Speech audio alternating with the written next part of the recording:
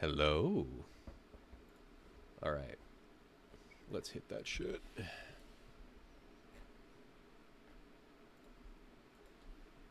Did you do? How do you take your coffee? Uh, Literally just sugar and milk. Oh, nice.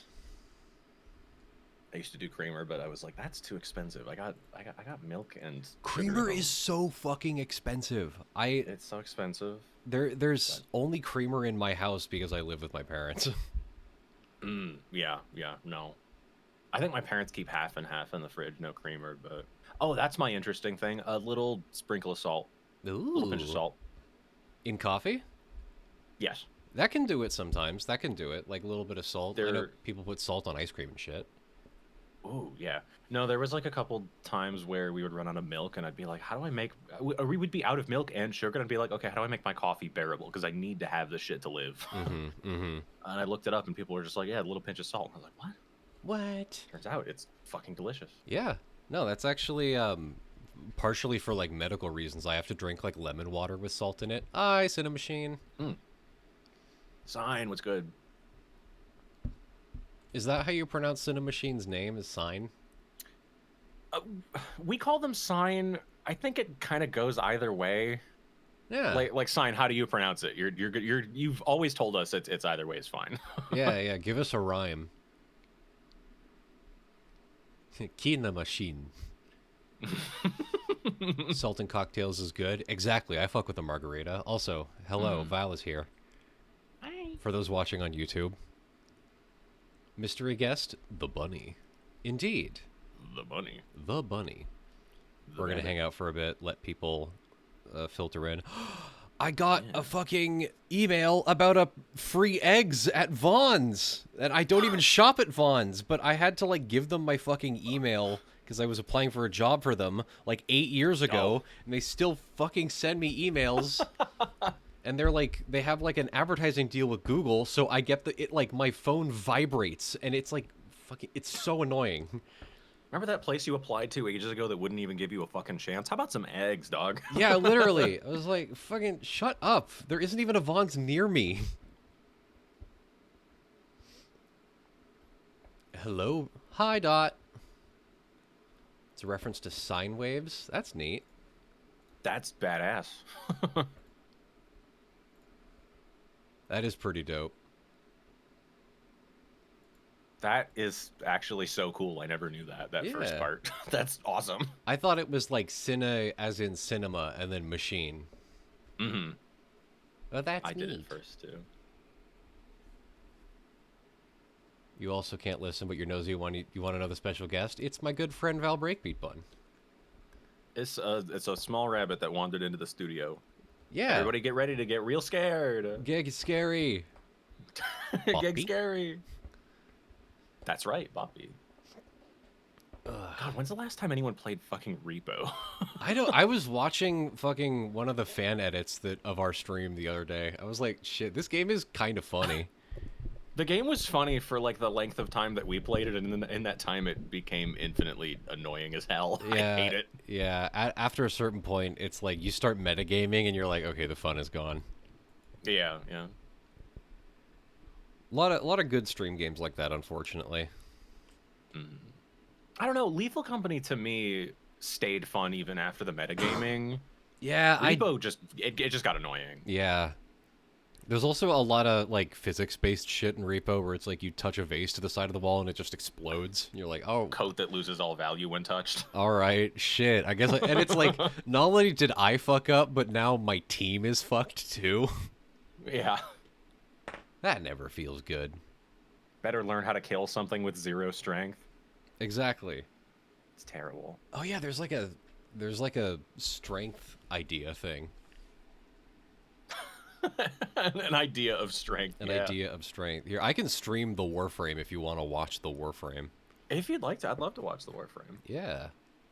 All kinds of friends that are like, you need to play Warframe, and I'm like, I don't know. It's okay. Like it is the game of the patient gamer. It's like it's such a good it's the world's first ethical MMO. The world's first and Okay. only ethical MMO where it's like it actually respects your fucking time. Okay. The monetization is really good. It has a fun story. You don't need to play it though. It's like Right. if it sounds like you would enjoy it. I actually got into it because I was in a stream where Holly was reading the patch notes. And I was like, this sounds like cool. I want to play this. Shockingly convincing way to get someone to play a game is to listen to Holly read the patch notes. Yeah. It's like some of her least popular streams, but I was like, no, this is prime Holly content. You guys don't understand. That's crazy. Her That streams seems like something that would.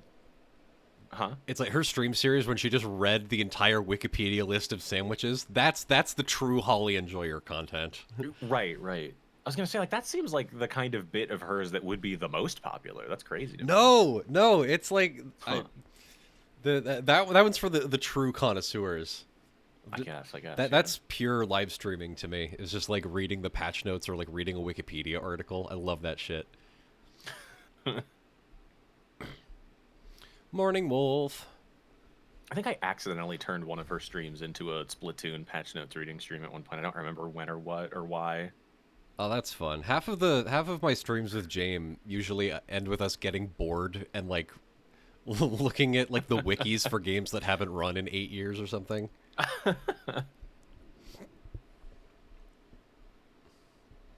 Hi, world's smallest creature. Welcome to chat. Howdy. We're just hanging out for a bit, letting people filter in. Holly is hollow tones, right? Yes, that is correct.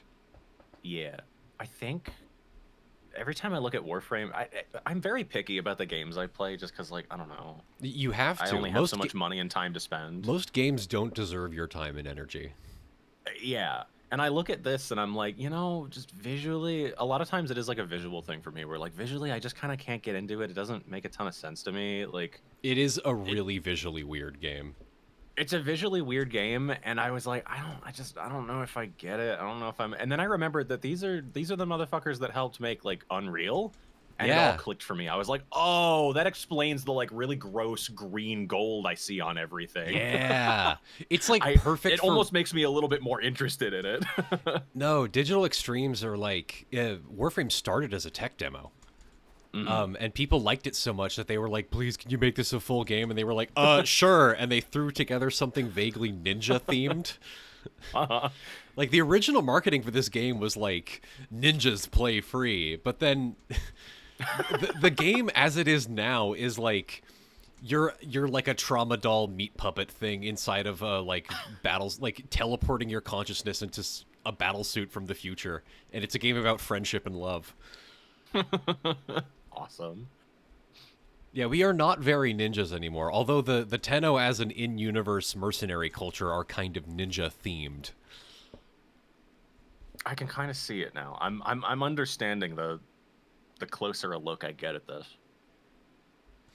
But it's neat. Yeah, but there's also one of the most important things about the plot is like a Category 5 Old Man Yahweh event. Like, actually. I feel like that's all I ever hear about. It's awesome. It's like one of the best things about this game. It's like there's a lot of shit you hear about on Tumblr where it's like, and it has like Old Man Yowie, and it's like an implied thing in one scene. No, it's like two of the most important characters in this game are like NPCs that you regularly talk to, and they're like very, very important for the series. And they're the most like wet, pathetic assholes. Like they're huge cunts to you. And they're constantly like obsessed with each other and kind of trying to kill each other. It rules. Oh, Statler and Waldorf. Yes. Yeah, it's Old Man Yowie, and they're like they're both like 29, but they look 55. It's awesome. Awesome. Okay. Lloyd is just constantly like mildly annoyed by your presence. Like he hates that he has to talk to you. It rules. Yeah, no, everything in this game is like powering ancient eldritch bio. It's like fighting ancient eldritch bioweapons with the power of love and friendship. It rules. Okay. Someone will have to convince me sometime. I should probably announce that I'm here. Yeah, he's a butler and a bitchy queen. Hi, Holly. It rules. We're just hanging out for a little bit. I'm trying to sell Val on Warframe, but like softly.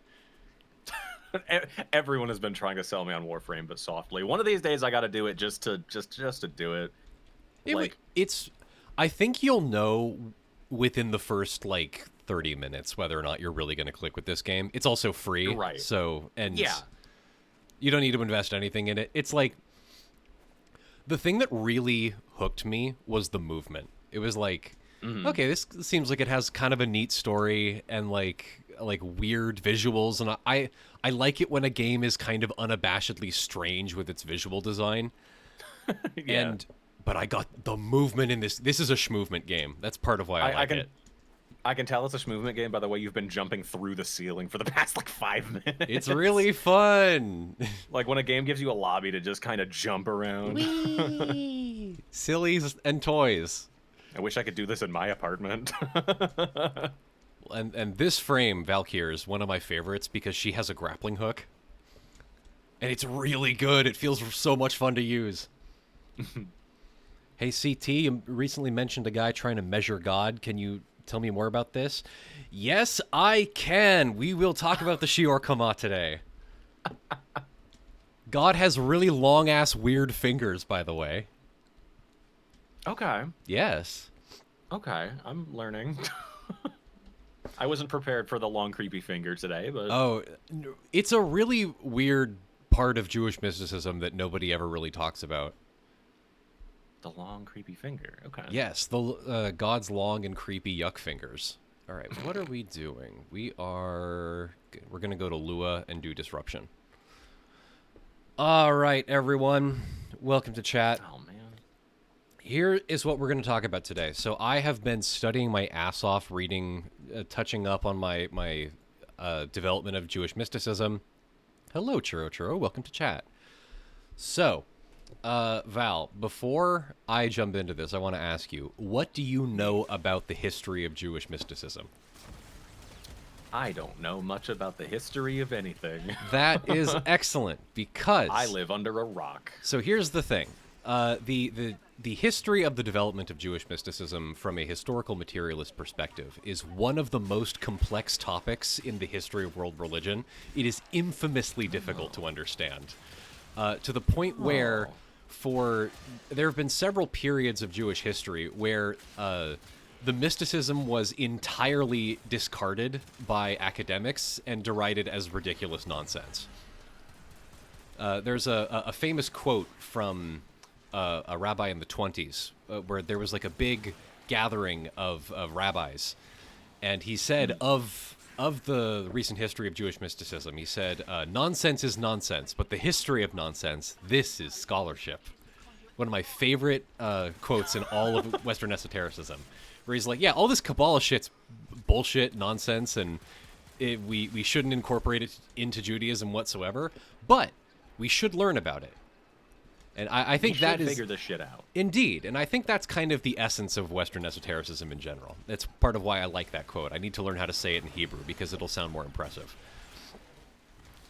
It's already pretty impressive to me. I'm taking notes, by the way. You're taking notes? You don't have to take notes. I'm taking notes because it's going to help me focus. Okay. So, one of the... Okay. I've been revisiting my Jewish mysticism. I'm writing a book about this, about the history of mysticism and Western esotericism more broadly. And when I talk about Western esotericism, the tricky part of that phrase is not the esotericism bit, it is the Western bit. Like, how do you define Western? And the closest thing that I've come to is it is the intellectual tradition you get when basically Judaism started interacting with Greek philosophy. Like, you put those two things in a pot, you get the Western intellectual tradition. That's what gave us the development of Christianity, and most other philosophy is downstream from those two things knocking into each other. And the interesting thing about that is that happened... The Jewish people emerged from the mists of prehistory with like a Bronze Age kingdom. There's like the first temple period, the second temple period. Those are not super interesting to us. What we are interested in, as for my purposes, is after the Romans destroyed the Second Temple in Judea, and there was a big old diaspora. That is the because that is basically when Judaism got really apocalyptic, and because when Jews start getting scared, they start getting intellectually apocalyptic. They start thinking about the end of the world. I would too, I think. It's very reasonable. I think it's a very reasonable response when you're a religious culture whose sense of identity is like founded around this religion. Yeah, you're going to start thinking about the end of the world. But if someone attacked my capital, I would start thinking about the end of the world too. And not just attacked it, but destroyed it. And like, you got to remember, the temple in question was the center of Jewish religion. Like, it held the covenant with God, right? They were like, the Israelites were like, okay, here's how our religion works. We are going to sign a contract with God, and then God is going to protect us and protect this land. And, well, the problem with that is that Judea is in the middle of several very aggressive world powers. It's a tiny little coastal mountain desert kingdom in the middle of the Babylonians, the Persians, and the Romans, and the Egyptians. So they were constantly getting attacked, constantly getting enslaved. I am surrounded by 3 snarling dogs. God will save me. Yeah, indeed. And it's like, I'm going to build an entire religion around the idea that God will save me. And the problem with that is that, well, the Romans are really good at destroying temples. Okay. All right. And so when we talk about apocalypticism, right, your idea of that is, most people's idea of apocalypticism is like Christian fire and brimstone preachers. It's like the rapture is coming, you know, the Lamb of God is going to come destroy everything, and Jesus is going to return.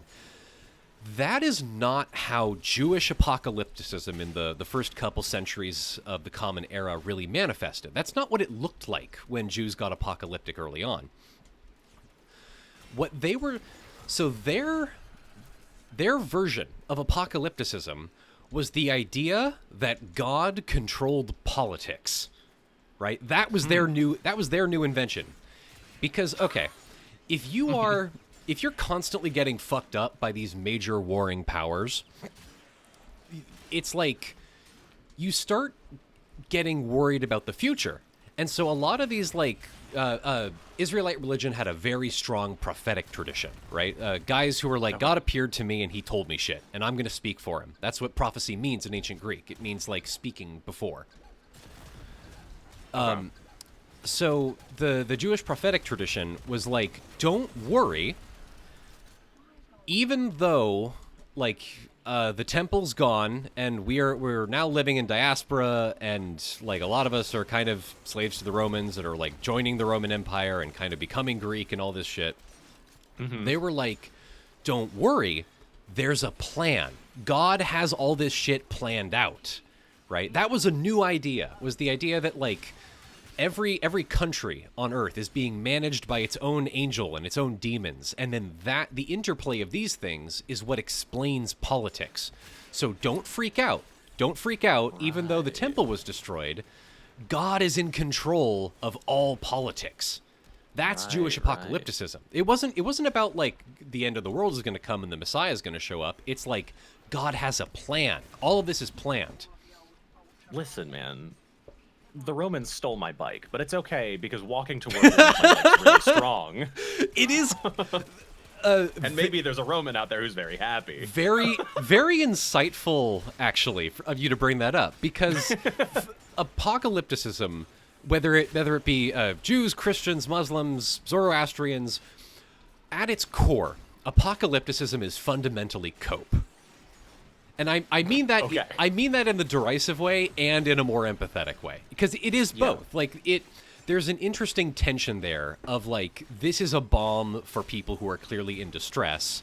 Like, happy people who have like everything going for them don't suddenly start saying, "Hey, God spoke to me and he said the world is going to end in fire." Like that's not something that happy, well-adjusted people who think everything is going great start saying. Like, it is a balm for troubled times, which does mean, fundamentally at its core, it is kind of cope.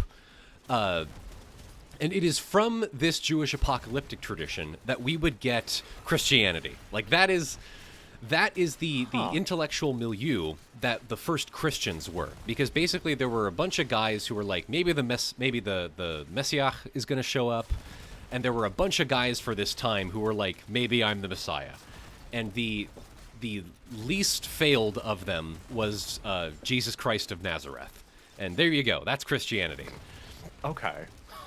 Now, so you're telling me Christianity it's all fucked, everything is terrible, but it's okay because something good will happen, or something good will come of this. Yes, the idea of Jesus, like the fundamental intellectual cope at the core of Christianity is that like God knows what it's like to suffer like you do, right?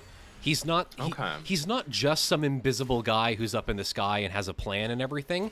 He also knows what it's like to suffer like you do, and he actually won the Oppression Olympics. Like, he suffered more, like, he experienced all suffering on Earth that would ever happen, and then that's Christianity. And it's like you can see why people who were having trouble with the Roman Empire would enjoy that somewhat, you know? Yeah. I think if anyone had said anything like this to me the couple times my grandmother took me to church when I was a child, maybe I would have been religious. Exactly. God suffers like you. God knows what it's like to suffer like you, and... God knows what it's like to wake up at 8 a.m. to go to fucking school. Exactly. He knows what it's like to get into an argument with someone while you're working a food service job. Okay, yeah, all right. Part of the mythology is that, like, in the Garden of Gethsemane, right before he got crucified, he saw the plan. He saw the breadth of human suffering and experienced it all, and accepted his role on the cross. And he was like, I will suffer for everyone. God was the world's first ethical CEO. He was. He's the CEO of pain. Mm-hmm. So, the other ingredient that is important for our purposes here is a book called the Book of Enoch, right? It is non-canonical Christian scripture, right? Most Christians do not consider it canonical. Most Jews do not consider it canonical, although the Jewish canon is somewhat open. Like, texts can be considered official Jewish canon more often than Christianity, and certainly more than Islam. Islam has never changed. Extremely closed canon. But, so in the Book of Enoch, it's a story about a story about the biblical patriarch Enoch, who is said to have never died, right?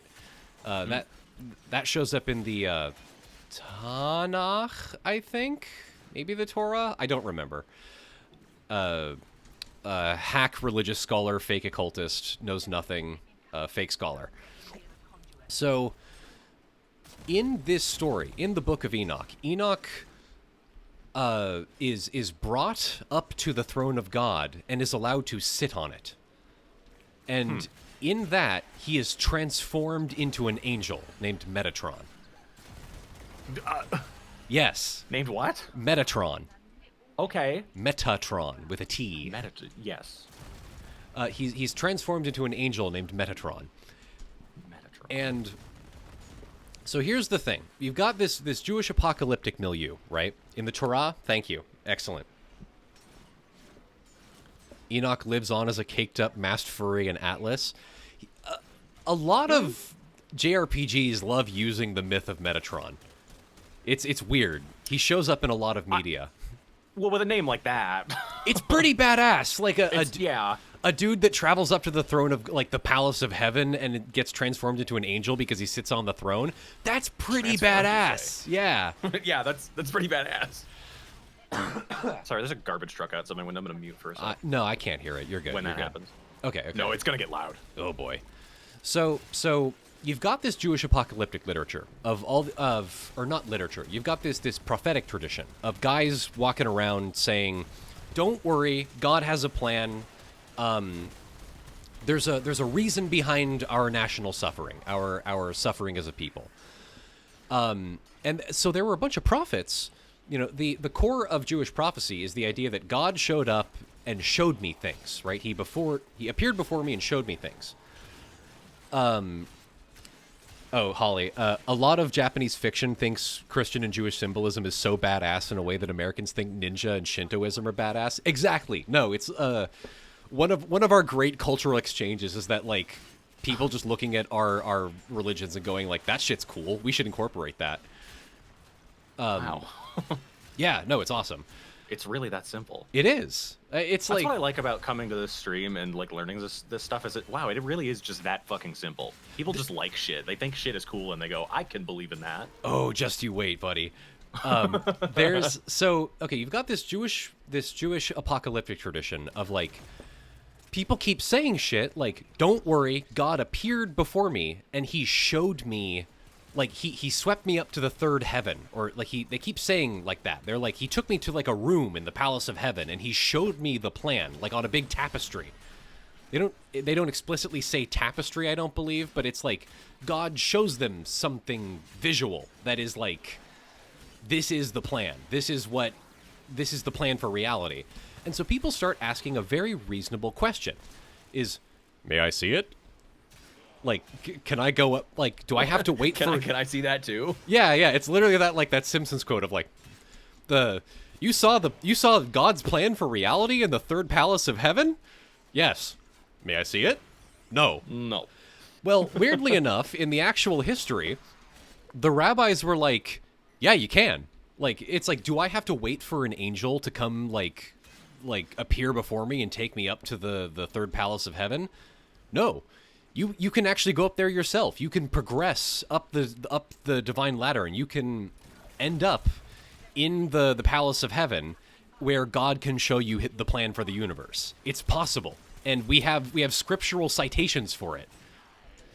And so that becomes a literature. That becomes a whole genre of literature, because not only do people start writing down these various hymns about like traveling to the palaces of heaven and like talking to angels and shit, people start writing kind of semi-Mishnaic.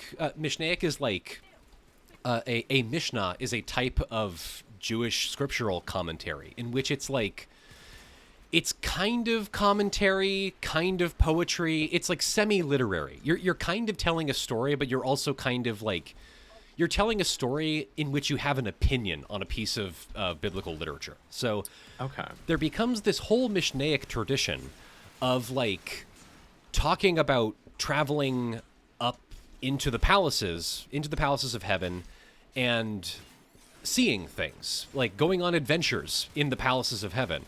There are two main branches of this. They are the Merkava tradition, which means chariots, which is how you get to the throne of God, and the Hechelo literature, that means palaces. So you've got the chariots and palaces literature. Okay.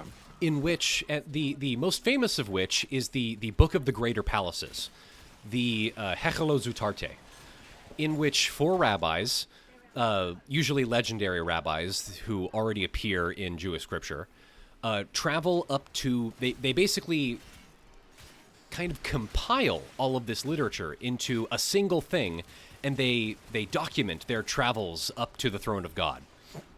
And this shit is maybe my favorite mystical literature in all of Western history. It rules so fucking hard. Because part of it is that in Judaism, angels are compelled to follow any properly formed command. So if you know how to talk to them, they have to obey you. And what's funny about that is that like these rabbis show up in the palaces of heaven, and the angels are like, who the fuck let humans in here? What, like get out of here, dog. Like we're gonna kill you. Like they hate humans. It's really funny. And then the rabbis go up to them and they say like the password is, and they say some long string of like Hebrew or Aramaic text, and the angels are like, fuck you, dog, and they are forced to open the gate and allow the rabbis to progress.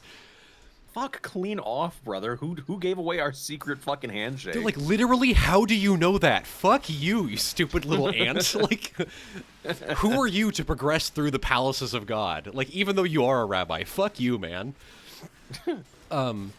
There's a great quote where a rabbi says one of the passwords incorrectly, and the angel starts like rattling his sword at him, or like shaking, like basically loudly banging his spear against his shield, and the rabbi's like, oh fuck, oh fuck, oh fuck, I meant this, and then he gets it right, and the way he describes it is he says, I thought the angel was about to shuck me like a sheave of wheat. Like he was about, it's like this angel could have ripped my skin off with a word. It's like, that's so cool. It's anime shit. That is pretty badass. It's awesome. And so this becomes the dominant form of Jewish mysticism for most of the medieval period. Like this is just what Jewish mysticism looks like for the entirety of the medieval era. It's fucking awesome. Like I love this shit. It's like people keep iterating on it. There's a whole story about how the 4 rabbis that traveled up through the greater palaces, like of the 4 that left, only 4 of them survived.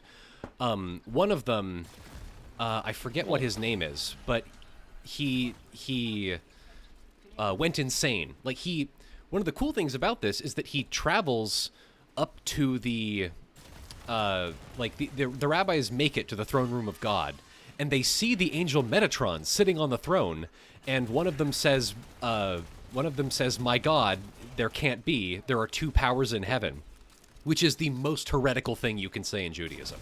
Judaism is found upon its monotheism. So the idea of saying something so heretical in the throne room of divinity itself, he goes insane, right? The direct translation is he went outside of himself. Huh. Like when he comes back from the palaces of God, he doesn't even try to follow Jewish law anymore because he knows he's damned. He knows, like, I'm fucked. I will never be let into heaven. And they say that when he died, his coffin was smoking because he was already being punished. Oh my God. It's awesome. It fucking rules. I don't know. It'd be pretty badass to be that person, I think. Yeah, it's like we know it must feel that cool to come home and be like, oh wow, I'm fucked for life. I'm fucked more than any other Jewish person has ever been fucked or could ever be fucked. Like, yeah, like lean into it. There's a like we know his name, but the history doesn't even call him by his name. They just call him the other one. They call him Aher. Fuck. Yeah, it's like that's how much of a heretic he is. If this were my reality, I would invent the motorcycle. Literally. like I would wear sunglasses all the time. Like I would invent sunglasses and the motorcycle and take up smoking. Exactly. It's just like fuck everything. Fuck all life. I'm the coolest person alive. That's literally crazy. It's awesome. We love Aher. So that becomes like I think you can understand why this literature was so popular. Is like it speaks to a lot of like very socially important anxieties of Judaism for the time, like especially going to the Middle Era. People did not stop fucking with the Jews as history progressed. History is a dangerous place to be, especially if you're Jewish.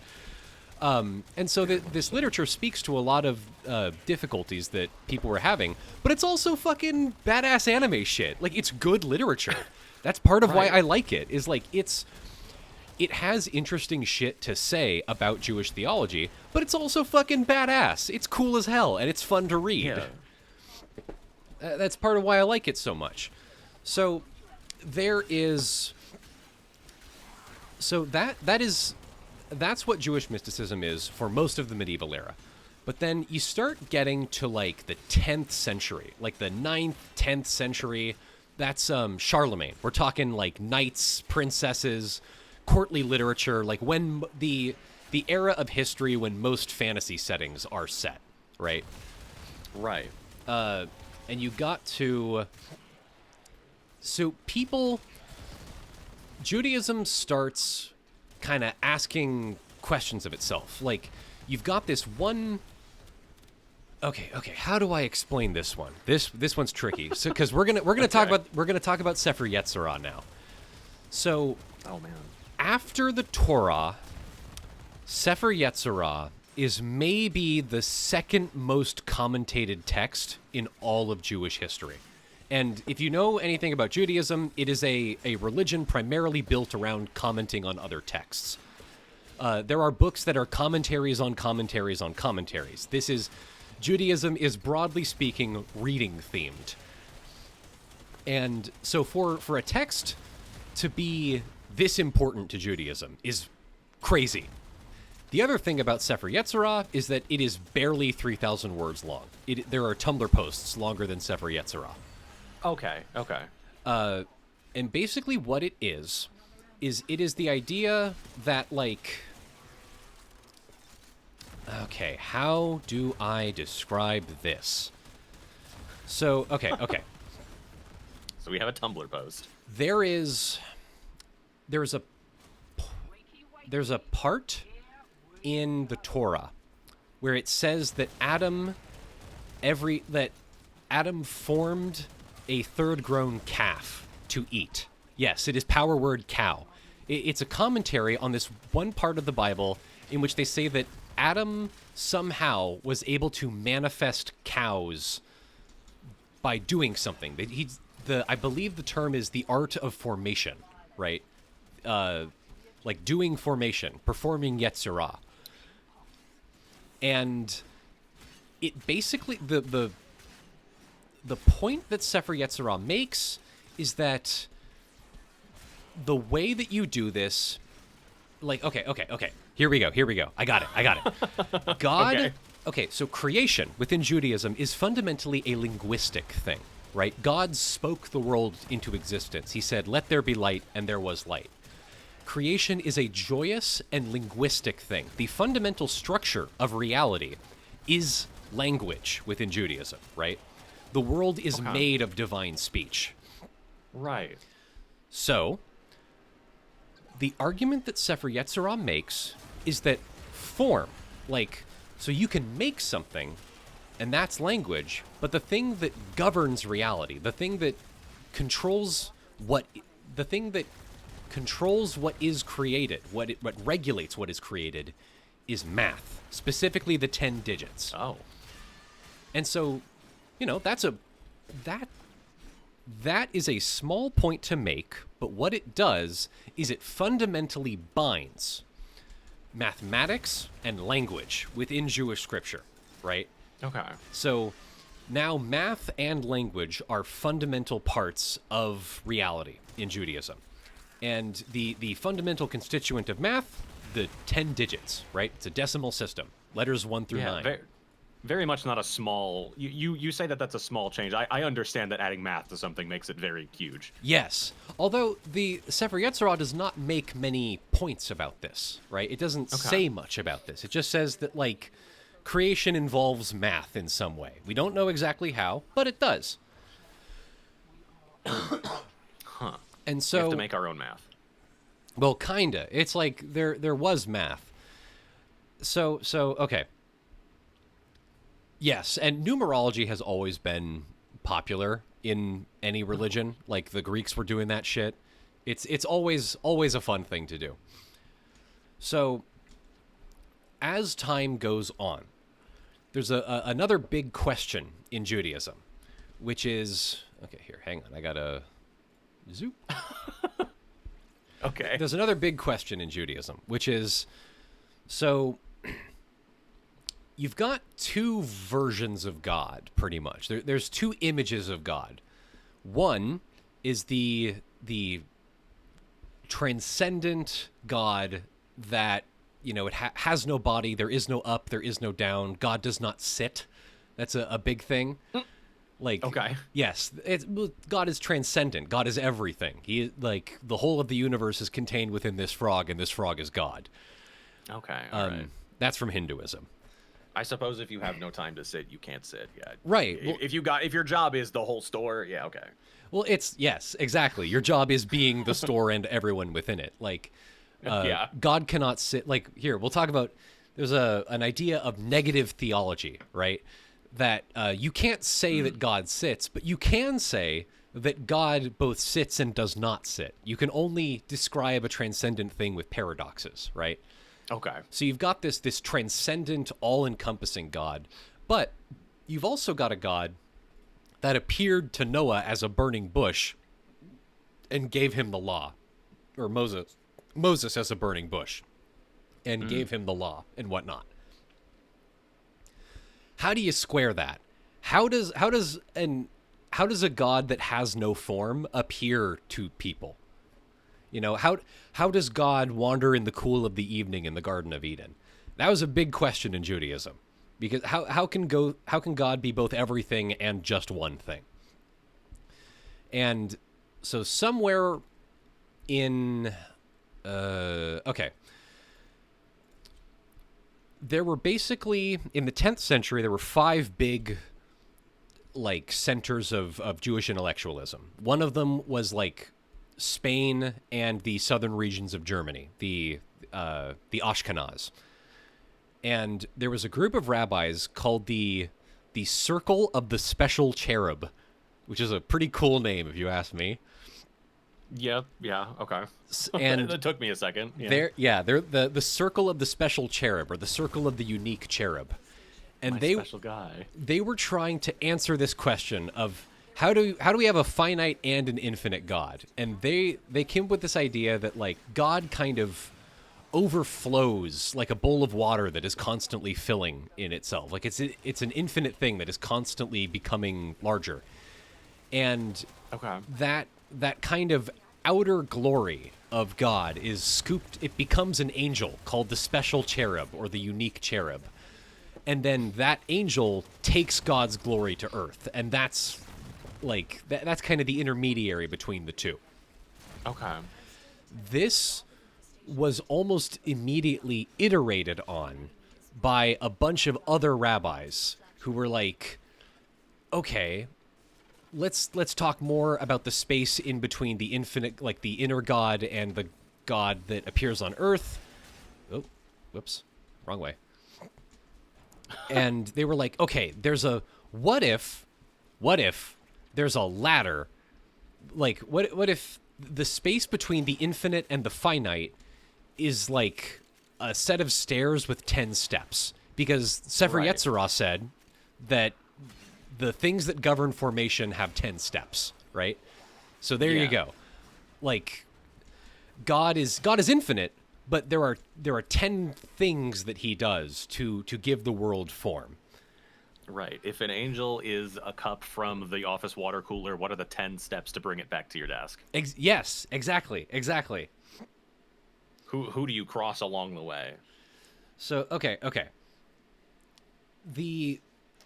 Let's see. Okay, how do I get me delivering only the peakest of comedy on this stream? No, you're doing good. Talking about the office water cooler. it's a decent metaphor for how they conceptualized the special angel, the special cherub.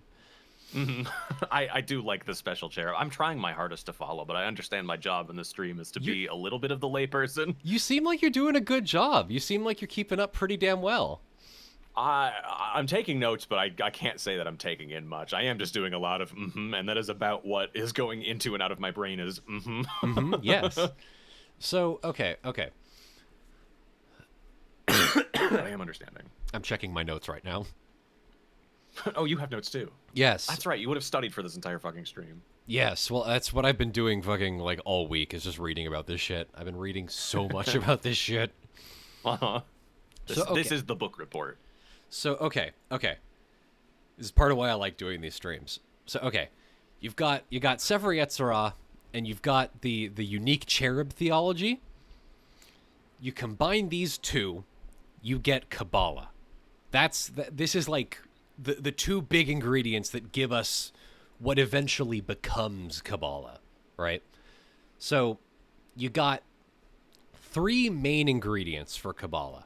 You've got that big transcendent God that's the God of everything.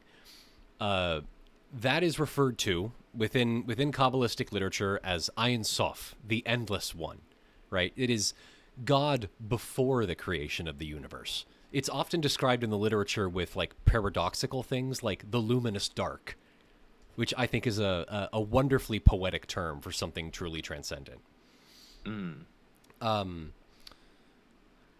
There is Okay, and then you've got the god that God's presence on earth, which is referred to as Shekhinah, which means like the dwelling or the presence or something. And it's female. The God's presence on earth is distinctly female. It's always female.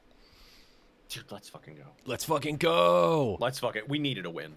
Well, that was the fact that proto-Kabbalistic literature was like God is definitely female, or God's presence on earth is female, was actually a reaction to the popularity of the worship of the Virgin Mary in Christian circles, because she was getting, because the Virgin Mary is God's mom, right?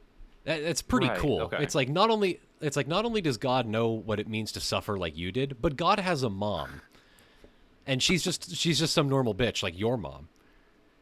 And so people were like, "That's awesome. I want to talk more about that." Okay, I can see that.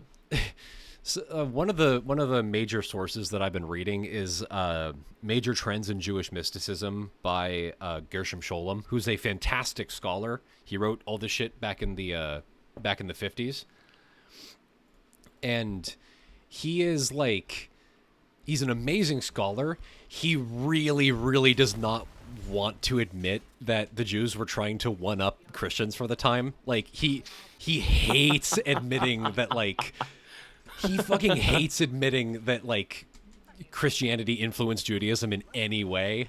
But it's like it comes from this hilarious point of one-upsmanship of like, oh, you've got God's mom. Well, we've got female God, right? Crazy. It's fun. I like that. I love that shit. I love people doing inventing incredibly important theological structures out of pettiness. I think that's really cool. Yeah. So, okay. I fucking hate to admit it, but they made it cooler. Yeah, it's I gotta admit it, but Mary does have a little more sauce than Shekinah. It's kind of a cooler idea that God has a normal mom.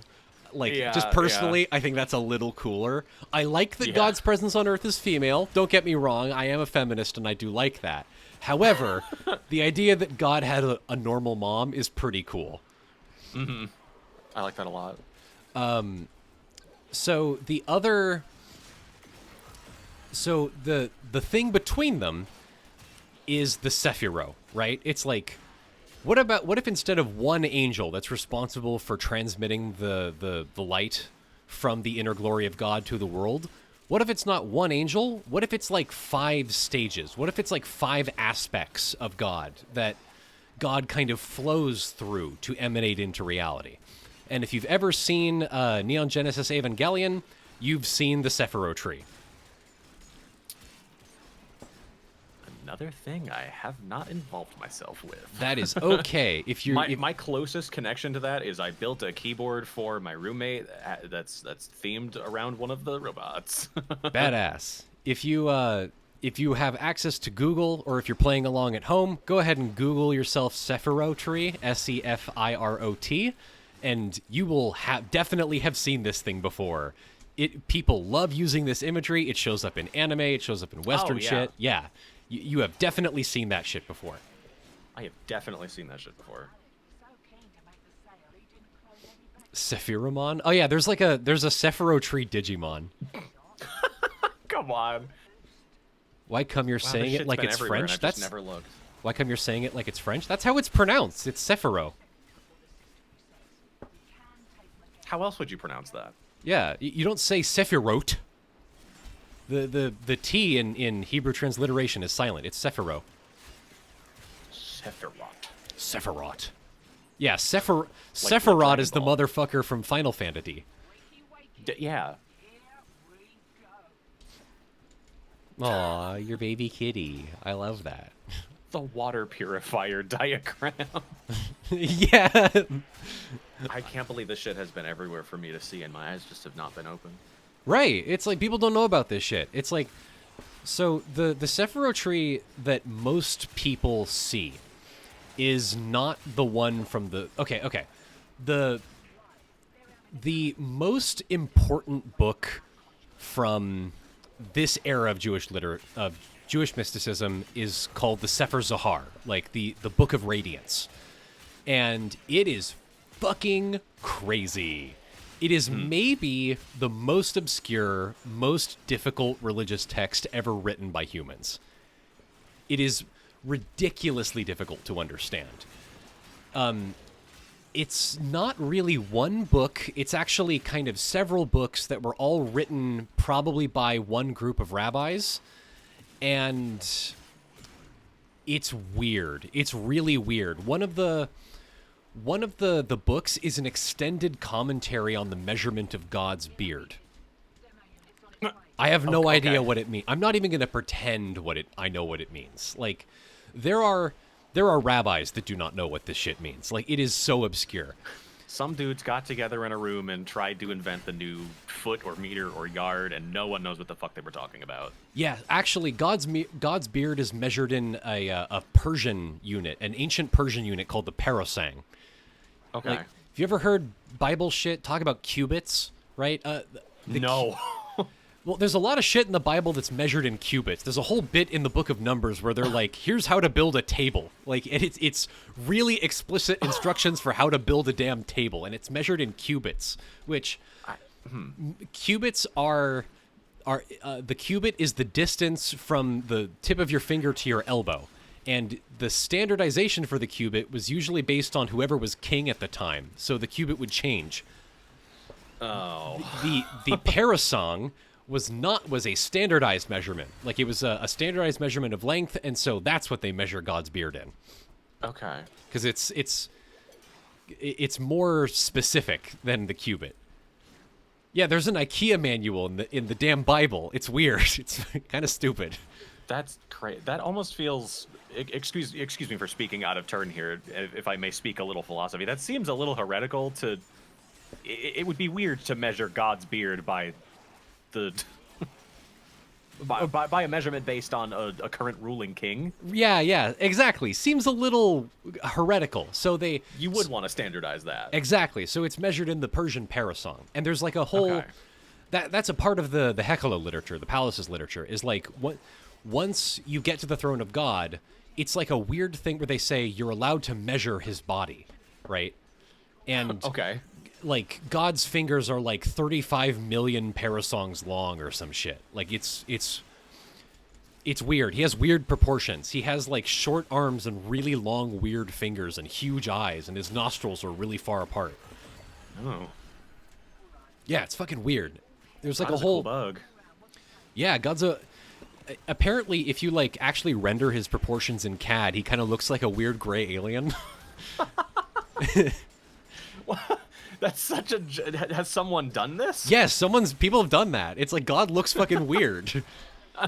And there's a whole like subcategory of Jewish mysticism based on this called the Shior Kamah, I believe is how you pronounce it, and it means like either the measurement of the bodies or the measurement of the heights or the measurement of the greatness. Hebrew's a terrible language for doing philosophy. It's good for mysticism and religious literature and not much else. It's an awful language. It's difficult enough to clarify that we can make up a bunch and probably be right. Any scholar that actually like their job is translating shit from like Bronze Age Hebrew is like you're smarter than me. You're just smarter than me. It's like everything in Hebrew is contextual. It's written without vowels. So to effectively translate any new text from Hebrew kind of requires having knowledge of all of the context of Jewish literature from the time. Like, you need to have read everything. It's just to translate, because like one word can mean so many different things.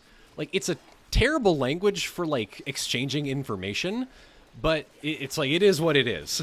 Great for fucking mystical theology. You're right. So measuring God's beard in this later text in the 13th century in the Zohar is like a really important part of the Zohar. No idea what it means or what it implies or anything like that. A lot of the Zohar is an extended commentary on the book of Genesis. You know, God said, "Let there be light," and there was light. Like, that's most of it. It's about how God made the world, and about how God's essence enters the world. And so it has like, I'm not going to pretend like I know what's in the Zohar. So, okay. It is not written in Hebrew. It is written in Aramaic. And it is not actually written in Babylonian Aramaic or any of the known dialects of Aramaic. It is written in its own unique dialect of Aramaic called Zoharic Aramaic that was invented just for the Zohar. Great. Yeah. Because the guy who wrote it was trying to pass it off as an ancient biblical text. He was in the 13th century in like the north of France, south of France, north of Spain, and he was saying, actually, this is from the 2nd century. It was written in the Galilee in the 2nd century by a famous rabbi. I wrote this in my cool new language to convince you that it's old. No, he was like, this is No? he said this is authentic 2nd century Galilee Aramaic, Right. and he's just wrong. He's not good at writing it. He uses words that Right, okay. he uses words that were not invented until like after the rise of Islam, that were like directly from Islamic theology. He makes grammatical mistakes that a native Aramaic speaker would never make, but a Franco Spanish speaker would definitely make if they were trying to speak Aramaic. And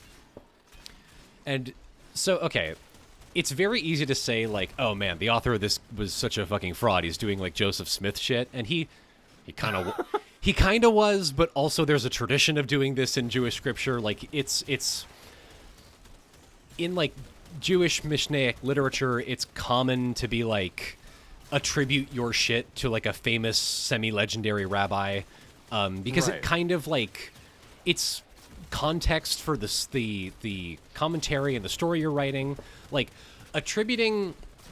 So the guy that actually wrote the Zohar, this guy named fucking, god damn it, I have it in my damn notes. Kind of hard to look at notes when you're doing all this. Yeah, huh? Moshe de Leon. Yeah, that's him. That Moshe de Leon, because he was Moses from the city of Leon. He attributed the texts to an ancient rabbi named Shimon Bar Yochai, and the thing about Shimon Bar Yochai is that he's like the ultimate anti-Roman. Like he hates the Romans. He hates assimilation. He hates liberals. He's like one of the most conservative rabbis in all of Jewish literature. And the text is structured as a sort of travel. It's a road trip, right? It's basically Shimon Bar Yochai and his son Eliezer traveling through the Galilee and discussing theology, right? Okay. Yes, the famous legend about Shimon Bar Yochai is that he spent 10 years meditating in a cave, and when he came out, he was so enraged at the heresy and the destruction of the destruction of Jewish law that the Romans were perpetuating, that he shot fire out of like beams of fire out of his eyes and killed 30 Roman guys. Yeah, like that. So that's the legendary author of the Sefer Zohar. If I spend like 10 more years under my fucking rock, I might learn some powers. And Yeah, exactly. It's like he had fucking Superman laser vision because he was so mad about the people being impious. if I distance myself from society enough, maybe I could do something terrible. Yeah, exactly. Maybe I could hurt people. Maybe I could hurt people and learn a terrible power and get mad at everyone around me. Well, the thing about Shimon Bar Yochai is that he's like Shimon Bar Yochai would hate most modern Jews.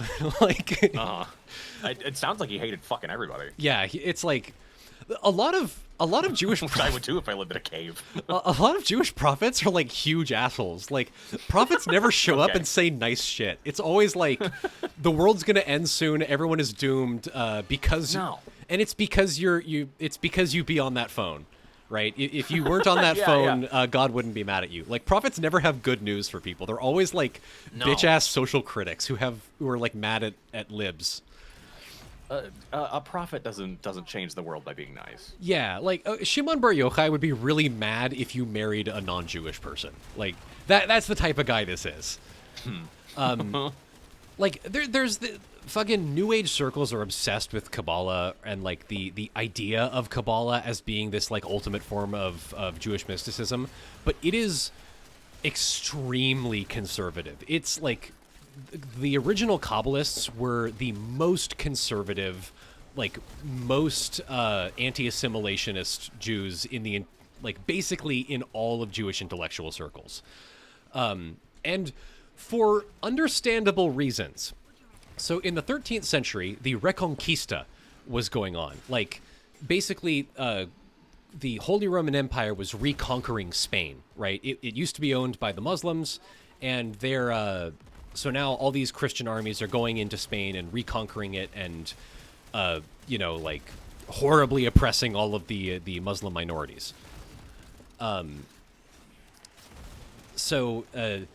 And the Jewish populations in the south of France and Spain were watching all this happen, and they were not stupid. They knew they were next. And so they had some pretty pessimistic outlooks on the world. And so that is the kind of cultural milieu that started writing the Zohar. Is like... Also, the other thing is that there is one of the most popular commenters on Jewish literature at the time was a guy named Maimonides. And he's, like, beloved as being this, like, beacon of... Go ahead, say it.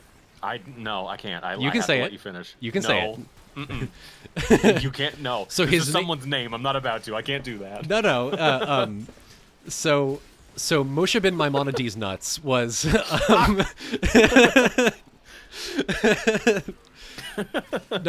amazing thing about studying Jewish scripture, it's so good for puns. Like, so many Jewish theological terms are perfect for puns.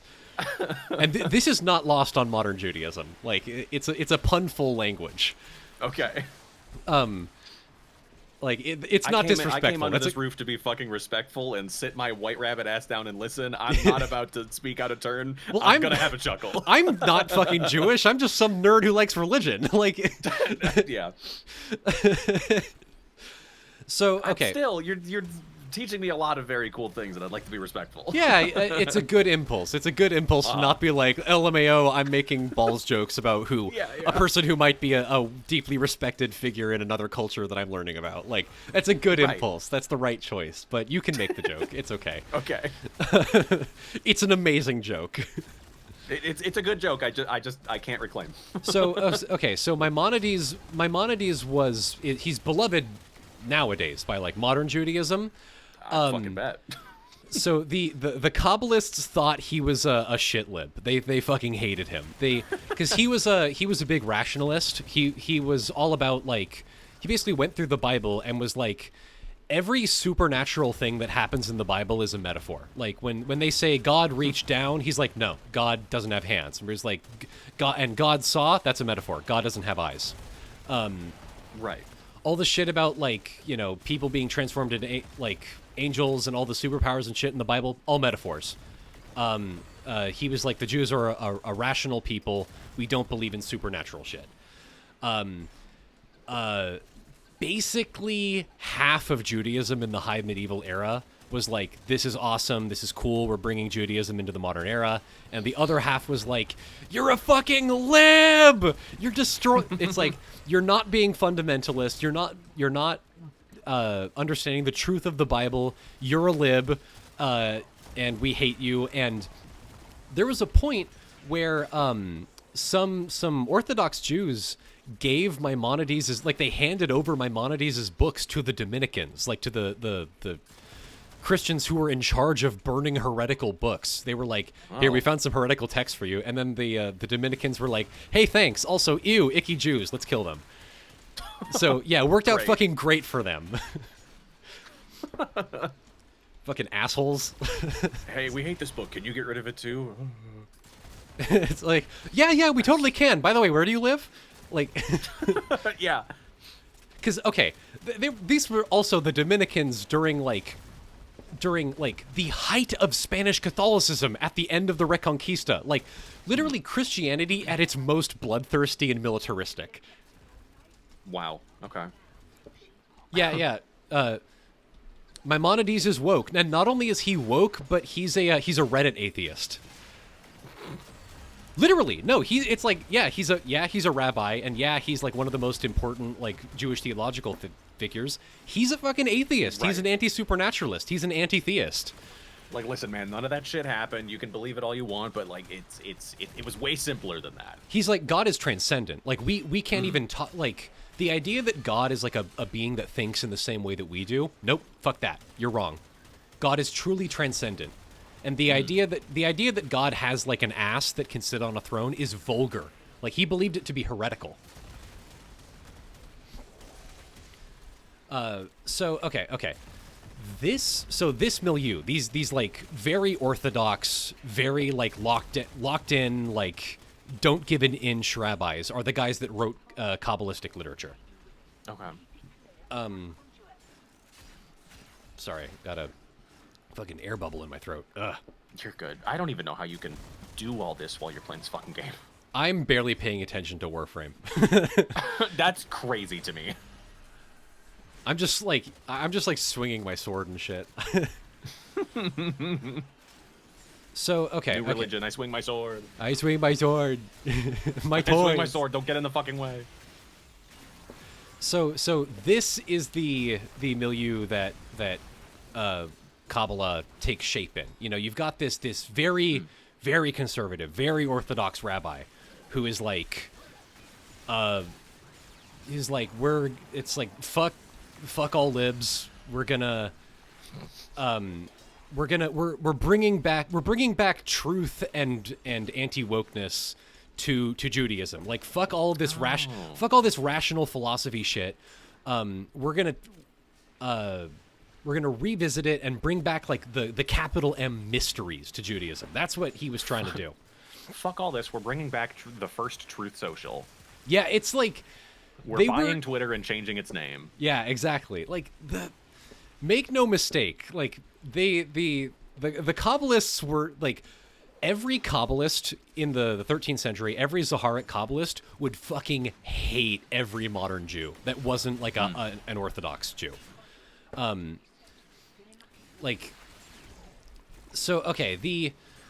The other thing that Kabbalah is considered with, like this is a pretty rough time to be a Jew, and rightly so.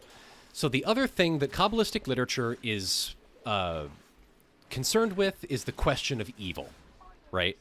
So, okay, God, let me ask you this, Val. If God is infinitely kind and omnipotent and he knows everything, where does evil come from? Like, why do good people suffer? You know, why do kind people get sick? I don't know. Yeah, this is... My parents have been asking me that since I was a little kid, and I never had an answer because I was small. Yeah, exactly. I never thought about it. So, my friend, this is known as the Epicurean paradox, right? Okay. If God can prevent suffering and doesn't, then he is cruel. If God knows about suffering but cannot prevent it, then he is not omnipotent. Big problem for a religion about an omnipotent God. And basically, every potential answer that most religions have to this question is cope. Like, you have to compromise something. And what Kabbalistic theology compromises on is God's omnipotence. But the way they do it is very interesting, because they say that Zoharic Kabbalah says God, like, evil is a fundamental, like, okay. Evil in Judaism is usually understood as a privation, in the sense that, like, there's no such thing as cold, there's just the absence of heat. There's no such thing as, darkness is not a thing, it's just the absence of light. Evil is the absence of God. Evil is a given, yeah. Yeah. It's just, it's the thing where God does not exist, and then God is the universe and is transcendent over everything. So where does evil fit into creation? And the world is inherently evil, and God is its opposite. Well, see, here's what they say.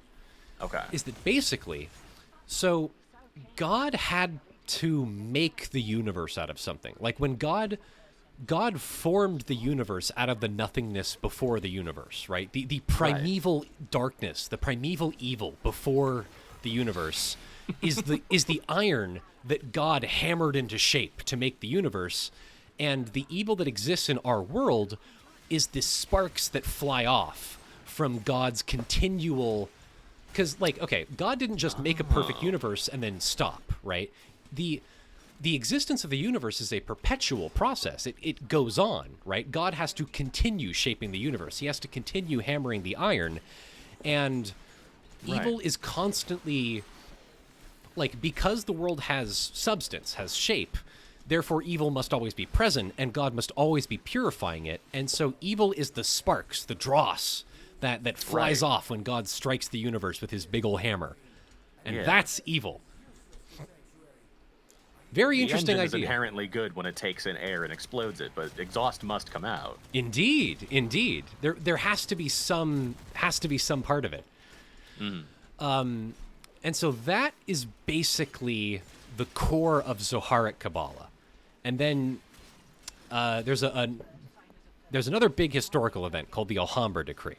Basically, the Christians successfully recaptured Spain. King Ferdinand and Queen Isabella in 1492, when Columbus sailed the ocean blue, the exact same year. They were like, hey, if you're in Spain, either convert to Christianity or we will kill you. And then the 250,000 Jews that live in Spain were like, fuck, what do we do? Dude. Most of them converted. Like, most rabbis were like, I would rather stay with my community, you know, like, I would rather not, like, destroy what we've built. It's like, I'll just be a Catholic priest. It's fine. Like, Judaism is not... I'm not going to write a new book. I'd rather just live. Yeah, it's like... a lot of them were like, they're not that different, you know? But the other thing is that the Ottoman Empire, the major Islamic power at the time, was like, oh, hey, Spain, so... there's 250,000 Jews in your country, and they form most of your banking and legal caste. We'll take them. So he sent the entire Ottoman fleet over to Spain and was like, yeah, come on. It's like, we'll give you, like, houses and land and shit. And you guys can be our new lawyer caste. It's like, you'll be second-class citizens, but you'll have, like, rights and shit. Right. Yeah, it's Disnag in chat. Holy shit, free Jews. Yeah. Literally. No, it's like it in my opinion should be celebrated as like a holiday in Judaism. Like that's an awesome thing. That should be celebrated as a moment of brotherhood between the Muslim and Jewish faiths. And I believe that it should be yet another holiday in which the Christians catch some much needed smoke for that shit. Yeah. So, this formed basically a new ethnicity of Jewish people, the Sephardic peoples, right? Who there are Sephardis in Spain, and there are Sephardis in the Levant now. Funnily enough, that is the major ethnicity of Jewish people that are suffering under the occupation of Israel. Because that's basically where they were moved into the Levant. So this forms this intellectual center for Judaism becomes a sort of second wave of Kabbalistic literature. You've got this guy named not Moshe de Leon and not Isaac Luria, the guy who's like in between them. Fuck. Did you go the wrong way? No. I'm trying to remember this guy's damn name. Shit. You didn't do it. I would have made commentary. There was a dude banging a loud-ass ladder on my wall. Sorry, there's the outside of my apartment right now. Playing toys. I'm not even playing toys. This motherfucker's loud as shit. They've been doing this shit for 3 days. They didn't let us know that this would be happening. No, not Akiva. He's in my notes. This is gonna piss me off. I have to look this up. This is like the 13th century. Fuck. Where is it? What is his damn name? This is important. It's not Raconti. Brother, it has been 5 minutes. How long does it take to set a ladder on a wall? Yes, Holly, you can come over and knock loud as fuck on my door walls and wooden objects. Moshe Cordovero. That's his name. Moshe Cordovero. Okay. He was like one of this new wave of Kabbalists who they start iterating on the structure of the Sephiro, right? They kind of change how they believe evil fits into Kabbalah. Like they say, like, so if you're playing along at home, if you want to pull up your image of the Kabbalistic tree, let's see. Who's there? Hello. Oh, it's Holly. Hi. So if you're playing along... I'm here to knock loud as fuck on your wooden objects. Thank you. Thank you for that. So if you want to pull up your Kabbalah trees at home, if you look over there on the left, there should be one called Gevurah, or severity, right? This is absolute divine judgment. This is like the aspect of God that punishes, that judges and punishes. And Chimera? Oh, no, we're not talking about the Kaifoth yet. So, okay. There's a book that has one of my favorite titles in all of Western esotericism. It's the treatise on the emanations of the left-hand path, which basically says that evil in the world comes from that Sephiro. Like, when God is emanating into the world, like an overabundance of severity, an overabundance of a desire to punish is what causes evil in the world. When God thinks about punishing things, people get sick and die. Because here's the thing.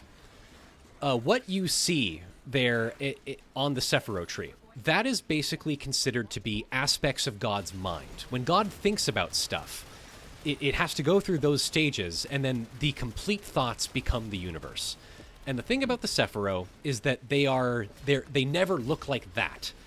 That image is the balanced Sephiro. That is the perfect Sephiro tree.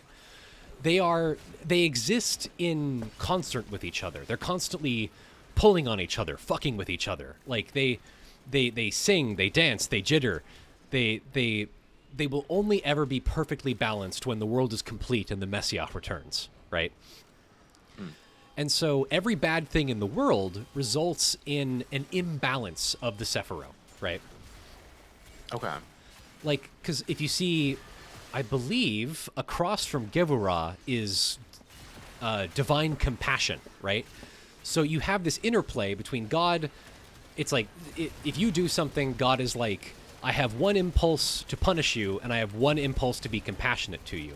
And the result of those two impulses pulling on each other, fighting with each other, is the result of the world, right? You can kind of think of them like God's Disco Elysium skills. Oh, okay. Yeah. Okay. And then... I see. Yeah, and then the world, Shekhinah, the dwelling, is what results, is like the dialogue choices that he picks. You can kind of think of it like that. Okay. I was mostly trying to piece together what you meant by the result of the world. Like the world is the result, or... It's like when God thinks. When God thinks about stuff, the result is the world. You know? Okay. Like, okay, God's inland empire. Yeah, exactly. No, one of them is like the divine imagination, the divine capacity for creation and thought. So the guy who really innovated all of this was a guy named Isaac Luria, and he's the next big branch of Kabbalah, right? That Lurianic Kabbalah. Which he's where we get this idea of the world is God's mind. It's not just God like emanating in the world, but like when God thinks, it flows through the Sephiro and becomes the world. And so you might be asking a question. What does this have to do with any of me, right? Why do I care? Well, okay. Your job is to balance the Sephiro, right? How do you balance the Sephiro? By following Jewish law scrupulously. all that shit about not mixing fabrics, all the shit about keeping kosher, like all that shit is what rebalances the divine Sephiroth. It is, you have to, when you follow Jewish law, it repairs the world. It repairs the broken world. It undergoes tikkun olam, which is an important concept in Judaism, but this is the Kabbalistic interpretation of it. So, if you think about that for a second, it kind of implies that anyone who isn't an Orthodox Jew is breaking the world and allowing evil into the world. Like, why is there evil in the world? It's because people aren't Orthodox Jews. It's because you didn't listen to my fucking rules, dude. Exactly. It's like we literally made up rules, and because you're not following them, people are getting sick and dying of diseases. Okay. I see. Like I said, Kabbalah is a very socially conservative theology. It is not. I understand. There are slightly more philosophical interpretations of it. They are not the mainstream. So the other thing you have to understand about Kabbalah is that when it dropped, like when the Sefer Zohar dropped, most rabbis did not fuck with it. Most rabbis were like, this is weird, and I think it's bullshit. It took... Hey, man, you can't expect everyone in the world Yeah, well... to follow this rules. Well, most rabbis also couldn't read the fucking weirdo dialect of Aramaic that it was written in. They were just like, what the fuck is this? Oh, God, that's right. Yeah. I forgot that we started back here. Like, what the fuck language is this, and why... Chat, what are you talking about with Kabbalah Harris? It's because you didn't go out and vote. You didn't follow our fucking rules. I didn't just fall out of a Sephiroth tree. I exist in the context of God's mind. That's a great joke, CT. Make another one. Oh my gosh. Kabbalah Harris was actually a very helpful Twitch chat because I did not know how to spell that this whole time. Oh yeah, don't. If I wanted to Google any of this, that just taught me how. Thank you. These are medieval Jewish terms. They are not easy to spell phonetically. So okay, most rabbis were not fucking with this. It took several generations of writers and thinkers, like basically commenting on Kabbalah and like basically explaining, like writing books explaining what the fuck this book is even talking about for it to like gain any real traction. But around the 13th century, back in Europe, people were like, well, fuck, like this theology, this Kabbalah stuff says that we have to spread it to actually, like, do it, right? It's like if the way to repair the world is to get more people to, like, to follow Jewish law, we gotta fucking spread this shit. We gotta spread the word. And so, weirdly enough, they started working with Christians to write it. Like, the first actual text of Kabbalah that was actually published was at the behest of Christians. Like, and so, okay, the other thing with Christians at the time is that this is Spanish Christianity in the, like, the eve of the Reconquista is Christianity at its most militaristic and bloodthirsty. They are trying to convert people left and right. They are trying to, if they see anything that will let them convert anyone who is not Christian, they will jump at it. So they were like, hey, this Kabbalah shit seems pretty interesting, and it seems to be pretty popular with Jews, so let's talk about it. And so they start, like, basically, and there were a lot of Jews who, you know, basically translated Kabbalistic texts into Latin under duress. But for everyone that did that, there was another one who's like, yeah, I'm fine just, like, studying alongside Christians. It's like, whatever. It's like, most Jews don't fuck with this Kabbalah shit anyway, so what's the harm? And then that era, this chunk of weirdo Christians that started fucking with weird Jewish mysticism in the Middle Ages as like a potential inroad of like syncretism, of like combining the two religions and like learning shit from Judaism and trying to use it to convert other Jews. That is the version of Kabbalah that Western esotericism inherits. That is the Christian Kabbalah, not spelled Kabbalah. Christian Kabbalah is spelled Cabla. Okay. And this version is... Holy shit, a Valkyr Prime chassis! Oh my god! That's crazy! Oh my god! Actually nuts. I don't understand either half of what's happening today. Okay. I guess I have to get into fucking Warframe. No, Valkyr is maybe my favorite frame, and that's like the extra special upgraded version of her. And getting that chassis is like, even getting a relic that drops that chassis is like incredibly hard right now. It's like a 5% drop. Let's put it into context. Val, what's your favorite food? It changes all the time, but for the sake of the example, let's say rice. I like an egg. I like egg. What if you had a favorite type of egg that has been out of print since 2005, and every time you went to the grocery store, there was a 0.5% chance you could find it? That happens every day because I shop at Aldi, and they never have the shit I want, except the one day they do. And going to the... Well, today is the one day they did for CT. Fuck! Oh my god, that's so hype! It is. It's insanely hype. And going to the grocery store, awesome. it takes 30 minutes to do, and a long-ass fucking space And there's a lot combat. of traffic, and everyone is mean to you. Yeah, and there's starships. And there's enemies to slay.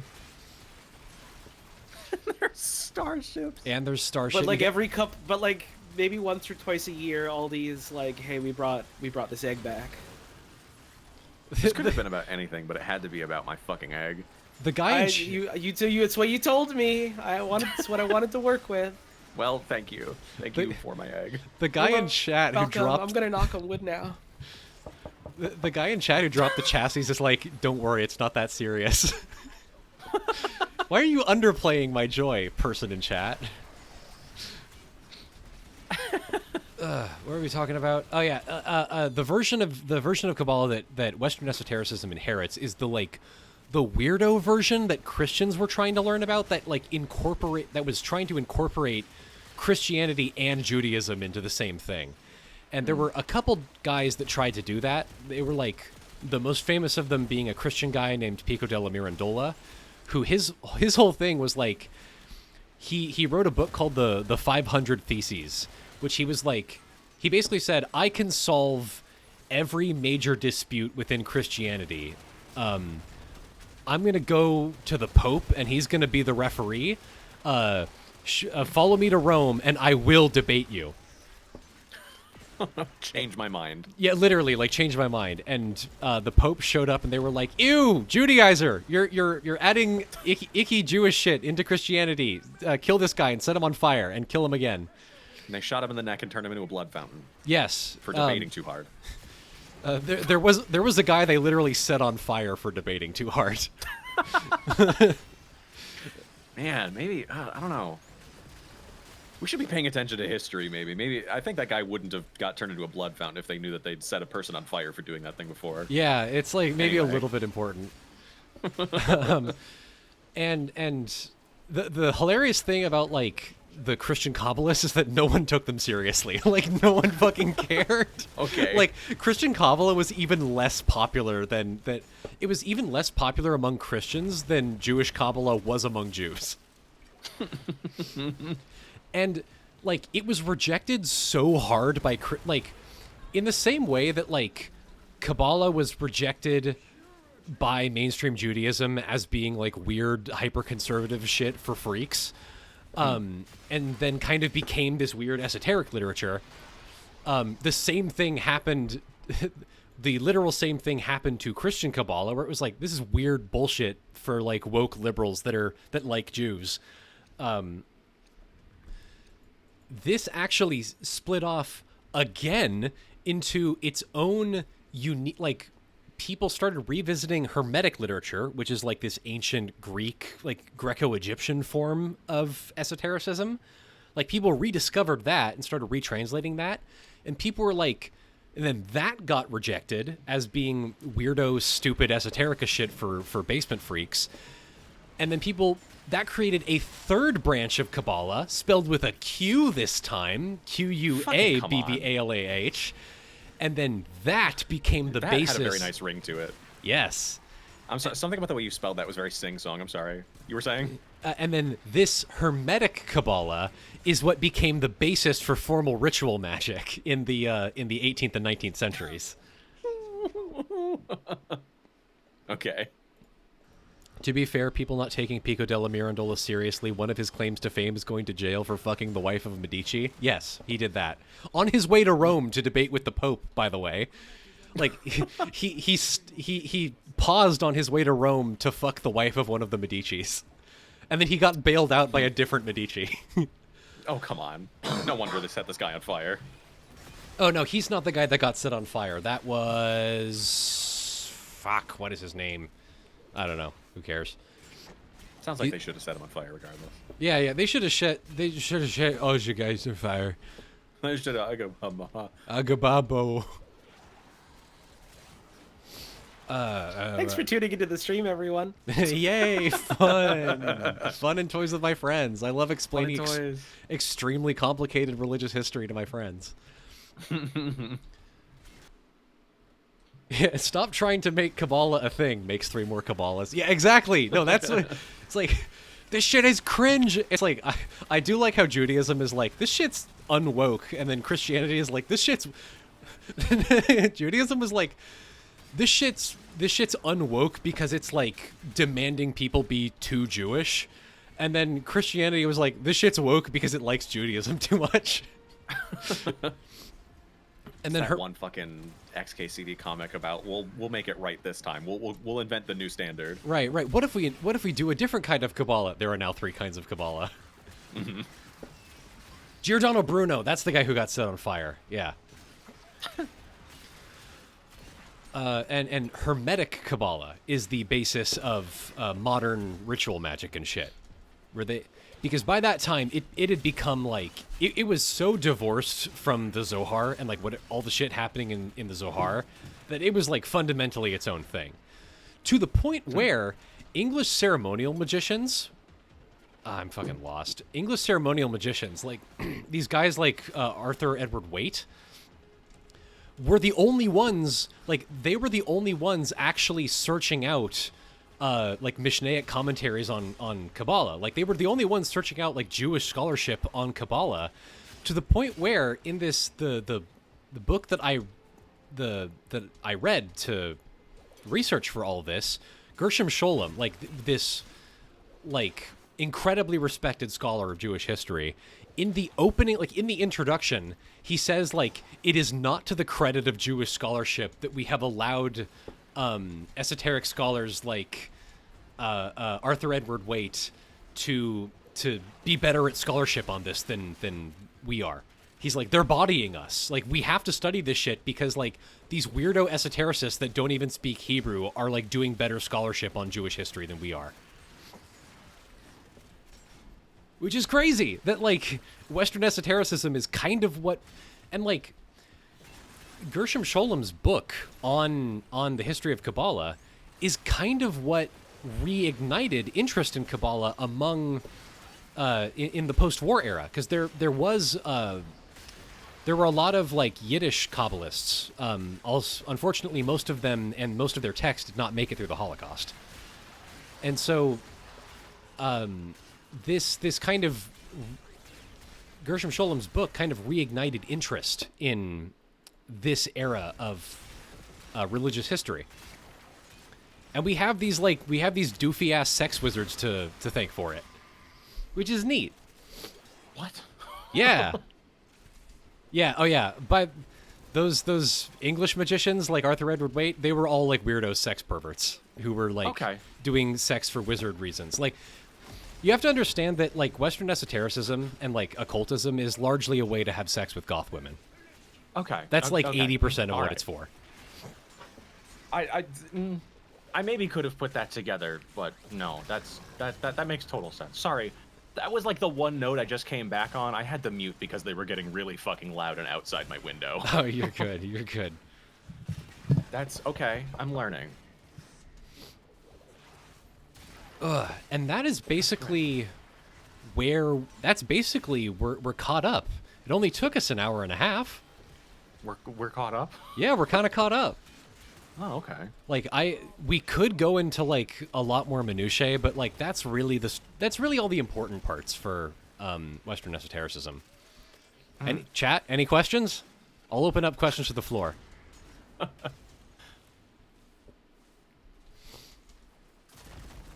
History of Nonsense is awesome.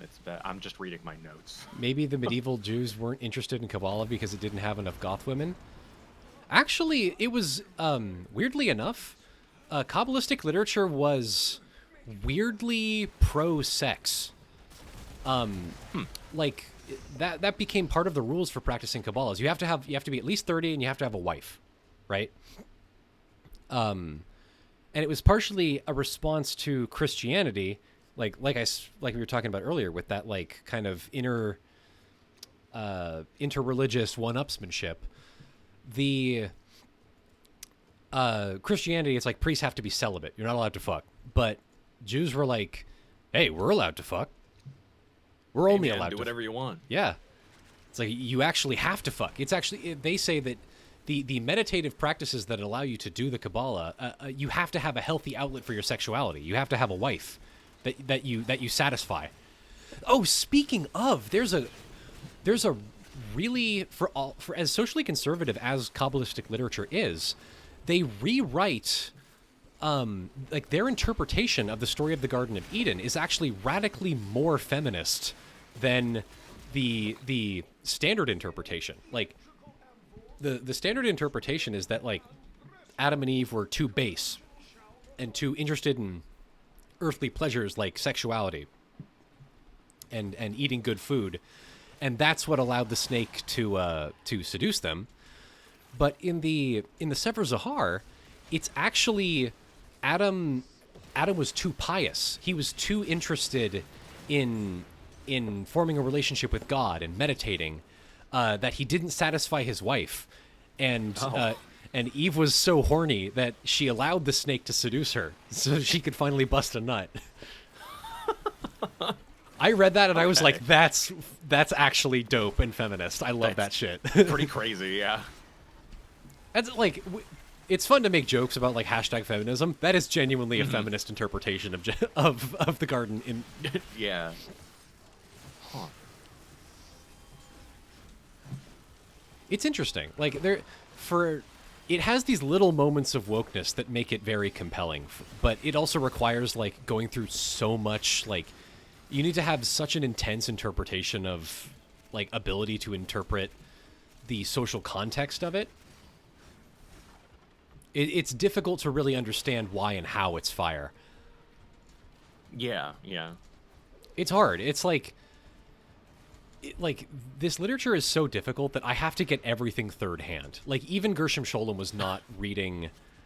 Like, even Gershom Scholem was not reading Kabbalistic literature directly. Like, he was, like, having to pull from commentaries on commentaries and, like, having to learn it himself and shit.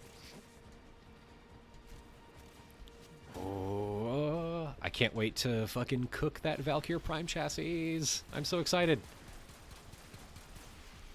My chassis. My chassis. No, it took me like sitting down and listening to these streams every now and again to like have any interest in this whatsoever. I didn't realize that it was as cool as it was. It is. I find it fascinating. Like, yeah. I try to wear my methodology on my sleeve, like as in like how I acquire this knowledge, how I treat this knowledge. Mm-hmm. I consider myself a historical materialist, where I'm like, listen, I can't tell you what Kabbalah means for your spirituality. You have to figure that shit out yourself. You have to figure that shit out yourself. But I can tell you that a book existed, and I can tell you about the people that wrote it, and maybe why they wrote it, and maybe a little bit about the world in which they wrote it. And I think that's a significantly better way to understand, like... I think that's a much better way to understand religion than just saying, like, these are the spooky mysteries of the universe. Be careful or you'll go insane like Rabbi Akiva's guy. These are my spooky rules. You kind of just got to read the rules and figure out what they mean to you. Well, yeah, it's like you got to understand like why the people who wrote the rules wrote the rules. Like what were they trying to accomplish? Like what drove them to do this, you know? For every book of mysteries that is written down, there is a world of historical and societal pressures that pushed them to write that. I feel like at its core, the Zohar is something of a deliberately paradoxical thought experiment, but everyone was like, cool experiment, let's do it. It's definitely more complicated than that. Like, but also, with Kabbalah, it's Shabbatai Tzevi. I'm probably not going to talk about Shabbatai Tzevi. Like, he's just not important for Western esotericism. Oh yeah, Shabbatai Tzevi is fun. If you want to like go look up a YouTube about him, he's a fun figure in Jewish history. I need argon. I need argon now. I need elements. My wonderful argon. Yeah, we'll do Mithra. I need elements to build my frame. I need elements to build my frame for war. What's the relationship between Ein Sof and Tohen? Ein Sof is kind of the Jewish Tohen. For those that do not speak ancient Greek, Tohen means the one. It's from Neoplatonism. Like write down in my notes earlier, Western intellectual is Judaism with Greek flavor. I hope I got that right. Not that I'm going to be tested on it, but it's kind of where they hit each other. It's like because it is both religious and philosophical, right? And there is a difference between like Jewish religion and Jewish philosophy, although they overlap in many places. Yeah. Most ancient stories, I think, are just long versions of my dad is stronger than your dad. It is certainly a repeated theme, one can say. Can Maimonides be compared to Thomas Jefferson in that they both tried to take the mysticism out of the Bible? Yes, I would say so. I think that's a very fair comparison. They were both driven by a rationalist mode. They wanted to rationalize the Bible.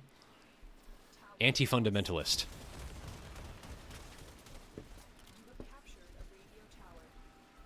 It's so much fun to call him an anti-theist or like an atheist because he kind of is. Like, it's like, but he was a rabbi. Yeah, it's like God could be many things in Judaism.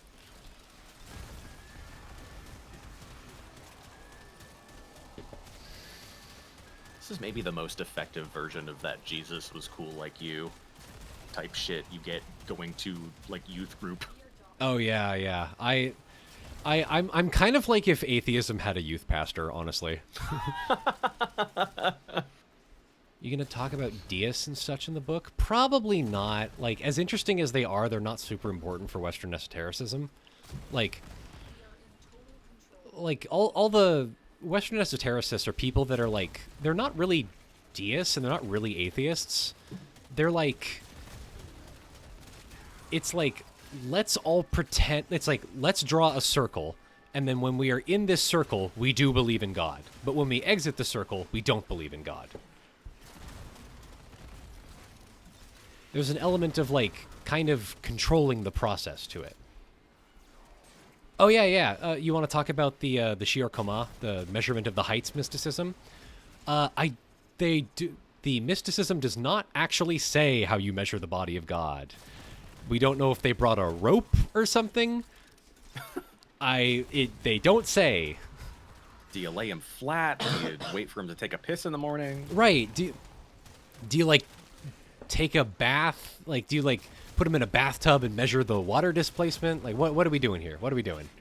Do you weigh him before or after he's had a meal? Exactly. Does God eat? Did you bring a rope? No. How much does he eat? See, in my opinion, I think Hades 3 should be it should be about Rabbi Akiva traveling up the palaces to go measure the body of God. You know, you keep fucking with angels. All of your spear weapon is like a big ruler that you're going to use to measure the body of God. That would be awesome. I think it would be dope. I really want a Jewish Hades. Would the final boss be Metatron? No, Metatron would be like the next to final boss or something. No, he would be. There is a bit in the Hecalo Zutarti where like they enter the throne room of God and they see Metatron on the throne, and then the angel Gabriel shows up and he's like, Metatron, what the fuck are you doing? Get off the divine throne. And then he like literally like kicks him off the divine throne and then whips him with a lash of fire. Like, they're like, how dare you? How dare you? Just slinks away. They're like, I'm sorry. I was gonna say I don't understand Hades all that well, but I've watched a friend play it enough. He would be like the Cerberus. Oh yeah. You bring a special item and you can just kind of like, yeah, just get out of the way, puppy. It's okay. If you can stand in the room and not go insane. That is a thing, actually. Like there are several angels that you can only get past by bringing them gifts. Like you have to like draw you have to like write a poem on a piece of paper or something and then like give that to the angel or something. There's an entire like sub literature of, you know, I got a message. I got a ghost. I got a gift from a ghost. Whoa. Whoa. What is this? I don't understand. Has a cool cosmetic for Valkyrie that makes her look hot as fuck. I gotta figure out how to put that shit on. I don't even know how to put on a shit in this game. You go to your arsenal. Okay. This is the part of the stream where I'm the teacher for some reason. So go to Valkyrie, upgrade, no, appearance. Aha. And then it's helmet and skin. Whoa! That's badass! Whoa! She's meat! Fucking anchor arms. She's got like this like fucking high fashion puffy jacket on, and you look at the back and it's like her fucking skin is being flayed off. That's so cunty. I love Christ. that. I like her pointy toes. Yup. I do like anchor arms. It's literally anchor arms. It's good as fuck. And it comes with like a bunch of like dangly fashion knives that you just stab into her. It is crazy. You said puffy jacket and it all kind of like melded together for me. I was like, what the fuck am I looking at? And I'm just like, wow, that's actually high fashion. Yup. That's crazy. I like when they go a little more high fashion with the skins. It's a lot of fun. That is because they still like do their fucking like weird Mobius meat sci-fi stuff with it. That is meat Pearl Splatoon. Yo, actually, wait, you're right. Yeah, you're right. Yeah, that's Pearl. Has anybody Pearl noticed? Splatoon 3 months after hitting the gym. Goddamn. Has anybody noticed that it's a little bit wise in here? Wait. There's a little bit of smartness and wisdom in here. Guys, I'm starting to smell something intellectual. It's starting to smell something yummy. It's starting to stink mad intellectually in here. I like how you're accessorizing your shoulders by just poking shit into them. That's like scary. Putting stuff on me. Piercing my muscles. Neato. Well, thank you. Yep. I assume someone in chat gave that shit to me. Well, thank you so much. Ghost of Christmas Future, I think. Yeah. I'm. Thank you, Ghost of Christmas Future. I'm grinning and smiling so smilefully right now. This is what one dose of happiness does to a motherfucker. Images taken before and after smiling. Ooh, so cool. So cool. Yes. This game's visual style is so fucking bizarre. It's Maybe I so- should try it. I don't know. It's so like meat robot yucky weird. I love it. It's one of the few times where like a work of art is like super fucking maximalist with all its designs, and it makes me go, I fuck with this though. Most of the time, I hate that shit. Yeah. Somebody said it comes with unique animations. Yes, it does. Wait, So how do I do that? click on Valkyr Noble animation set. It's right under skin. Aha! You got the Carnivex Agile and Carnivex Noble. They are some of the fucking best Whoa. animation sets in the game. IMO. Whoa! That's swaggin'. Yep. That's like. Oh yeah. Dude, she's doing the like hip That's hop. so hard. She's doing the hip hop album cover lean back. That rules. That's so hard. Check out like the fucking animation for when she's holding a pistol. Okay. I'll have to go be in game. No, you can do it in your arsenal. Oh, I can do it in my arsenal. Oh, whoa. Yep. You just hover over the pistol slot. Okay. No, back. Oh. Hover over. Whoa! Fuck off. No And way. that's the dual pistol pose. Okay. I'll let me see the normal. Check pistol. out a single pistol. Here. My legs. Okay. Yup. Oh my god! Okay. So, like, I don't know why they keep making animation sets for the different characters, because they kind of did just make the best one already a couple years ago. That's fucking crazy badass. Yup. Yo, when is the album dropping?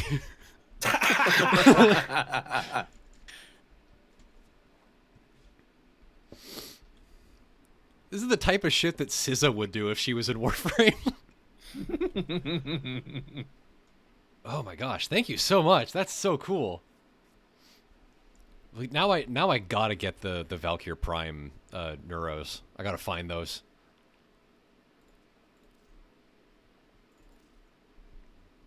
We gotta go to Valkyr Prime. Oh, whoa. Got to go to Happy. We've got to go to Happy.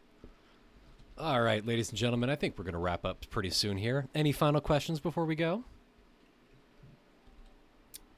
I don't know what questions I would even begin to ask. Well, did you have fun? I did have fun. That was going to be my question. Yay! Did you grin? I did grin a little bit. I did grin and smile. I think it's funny how like a couple days ago you pitched this to me and we were talking about like, oh, let's do Philosophy Friday and we'll do like a car spin on it so you can have like something too. And we didn't really quite do that, and that's fine, but I did have fun regardless. We didn't get to cars. We will stream again. Do not worry. That happens. Absolutely. There will be other opportunities to stream with Bun. Any Friday that I happen to be awake enough to catch one of these, I like to sit down and smile and listen because I'm like, oh, I never thought about that shit before. The Learnlets. My Learn Pig. Are angels bourgeois? They don't own anything. So I don't think so.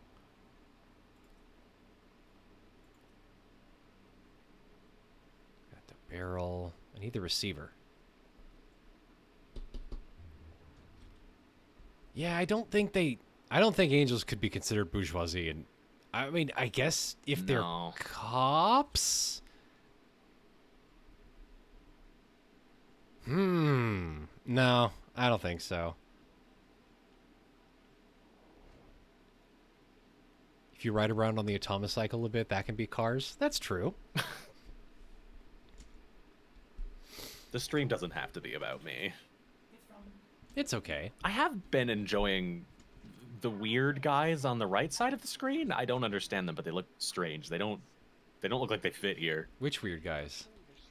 So there was a message that popped up from a face cam on the right side of your screen from a thing that didn't look human. Oh, that's Lotus. She's your mom. Okay, and then there was an entire portion of the rest of the stream where it was like a red guy with like blue eyes. A red guy with blue eyes. I think. It looked like a weird alien from a children's movie. Modest Mousehold, you have 31 Valkyr Neuro Relics? Yes, I would like a couple, thank you very much. Why do you have 31 of those? Oh, you know, Well, duping. someone's gotta. Oh, I think you saw Fibonacci. That's the weird that what that fish. was? Yeah, that's the weird Freako fish. Fibonacci Okay. is a fish voiced by the guy that voices the twink vampire in Baldur's 3. Oh, yes. That's where I know him from. I haven't played that game. And it's really funny anytime I tell people, oh yeah, he voices a character in this game, and they're always like, oh my god, he was so sultry and succulent in that game. I can't wait to hear him when they get to this game, and he's just a little fucking dork ass like, but Peppa. Peppa wants you to go and beat up a lot of bad guys. Okay, bye. I'm really smart. My brain is in my big sack fall. You have to squish me. You have to pop my head like a grape. It's the only way. I've got too many ideas. They're getting too large. We have to get rid of them, or else it's going to burst and summon the hands to grab at all of them. No good. No good at all. No good. It's very funny. He's very pompous and he's very full of himself. And there's a very low chance that when you like end dialogue with him, he goes, "I love you. I love you. I love you." I do Fan love the service. Cavia. They're so fucking weird. Uh-huh. When I met the Cavia, that was kind of when I was like, oh, this game's cooking. Like, this game has realized they can be unabashedly fucking weird with For it. for the multiple fucking months leading up to like the release of this update, they kept talking about like, yep, so you're gonna be meeting the Cavia. They're a whole new faction. They're gonna like, you know, get you through all the new mission types and through like the story quest, and they would refuse to say anything else about who or what they were. And then it was just like, yep, it's some fucking lab animal. It's a Use balls fish and a weird bird. It's good. I'm really excited by them. I'm very excited for them to give the sentience a little more personality. Like, whoever the new character is with like the sentient that has the little glasses, I love him. I love Teacher. he has so much cuteness. He's my teacher. He's gonna help me with my exams. I'm very excited. Professor Sentient, exactly. I really want to see him. The best part is that he's at like a fucking effectively a school for like kung fu. This is the funniest part. Right. I love that the sentients are like, they're literally like sentient like probes, like space probes. Yep. It's like, I'm a lawnmower who knows how to think. I don't even know if that's what he sounds like. They gave us a butler in a straight-up Dr. Dolittle situation.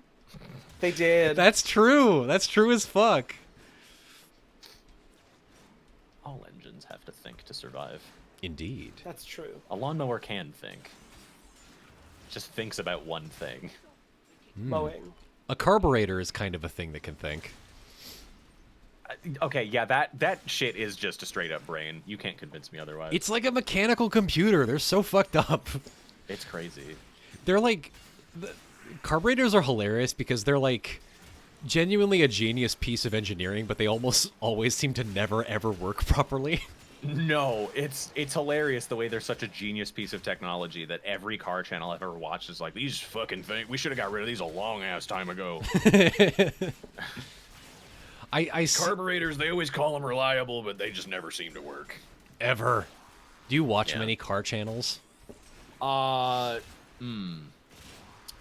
I need to get back to watching like smaller time car channels, because like for a while I was watching like a couple of the bigger ones. I kind of got into my love of cars and stuff through very early Hoonigan like yard productions where it was just some shitheads in the yard and they bought a used car and thrashed the fuck out of it and did some stupid mods and stuff to it, and then they turned into a does this car beat this car kind of. It's like they sell merch. That's how they do their shit. But there's like this one guy I've been watching who I won't plug because I'm not exactly sure who the guy is, but I do enjoy his cadence very much. who does just work on cars in his fucking backyard. Awesome. I love a channel like that where a dude just buys a car, calls it a piece of shit the whole time, and just films himself wrenching on it. Have you seen Junkyard Digs? No, I was gonna ask you because you've mentioned that channel to me like 5 times, and it sounds interesting. It's just like some guys in rural. My parents watch them all the time, so I'll like walk out into the front room and they'll just be like watching this guy's YouTube channel on TV. Is this dude who his goal is to he flips like junked cars from like the pre-1970s, and his goal is just to show up because there's always you can't be in rural America unless you have at least 4 rotting cars somewhere on your property. Right. And so his whole thing is that he just shows up, and his goal is just to drive the car off the lot. Yeah, get it to run. So there's been episodes where he he shows up and gets the engine to run, and it incinerates a rat nest or something that was in the engine. Yeah. Just freaky shit. That's always the scary shit about working on an engine too, is sometimes things just smoke and burn, and it's yeah, that's normal. And people who've been doing this shit forever, just yeah, that's normal smoke. That's fine. It'll clear up. That's acceptable. How the fuck do you know? It's on fire. It's I know all the different types of smoke. You do? Yeah. What do you mean?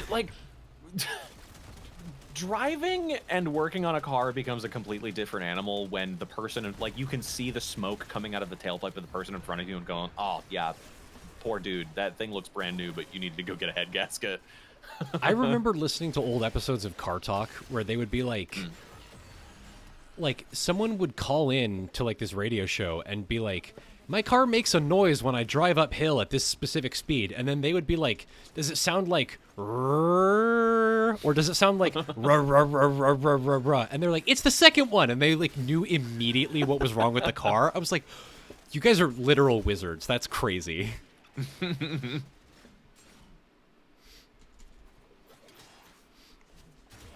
Does that happen often where you can diagnose what's wrong with a car just by hearing the noise it makes? Oh yeah. I fucking, it's something that I think I've done that's always impressed every roommate I've ever lived with, is we'll go to the store together and I'll hear someone's belt squeal like a parking lot over, and they'll just be what the hell was that noise? Yeah, it sounds like they need a new auxiliary belt, or they have a pulley stuck or something. Ooh. It's even crazier when you can tell from a mile away how many cylinders an engine has, because they have specific notes to them. Right. Yeah. I guess that would make sense. Hearing a car and the person you're with going ew, fucking loud ass, you could turn your fucking V8 down or whatever the hell. It's that was a motorcycle. That was clearly a motorcycle. I could tell that was a motorcycle because it revved to high heaven. Right. Foolish. And you're foolish for thinking this. Yeah, it's a little bit snobby of me, but I mean, that's me anytime people talk about religious shit around me. It's it's actually, that's from this era. That's not from this era. Right. It's actually, those are late Platonists. Those aren't Neoplatonist literature. They're very different, actually. Yeah, you sent me that post about that person that was looking for a very cool poster car that's extremely high maintenance, and the person in the post recommended the RX-7. I was struggling not to go on all fucking night about how much I love RX-7s and rotary engines. They're so stupid. Our conversation was wonderful. They are kind of the stupidest thing in the world. They're stupid, but they're so cool. They are wonderful little princess machines that do not know how to do anything but break their ankles and die. Yeah, you can build them strong as fuck, but Mazda never did that because I mean it costs money to produce things. Right. You know, you can't make it perfect, but if you build it strong enough, those things they're a cool engine. Okay, Val, what do you think is the saddest, wettest, most pathetic car? Oh fuck. What's a car you just pity for existing? Ooh. Shit, I don't know. There's so many. What do you think is the funniest one? Funniest? Oh god. It's hard to quantify. Just top of your head. Top of your head. Let it flow. I'm thinking. Fucking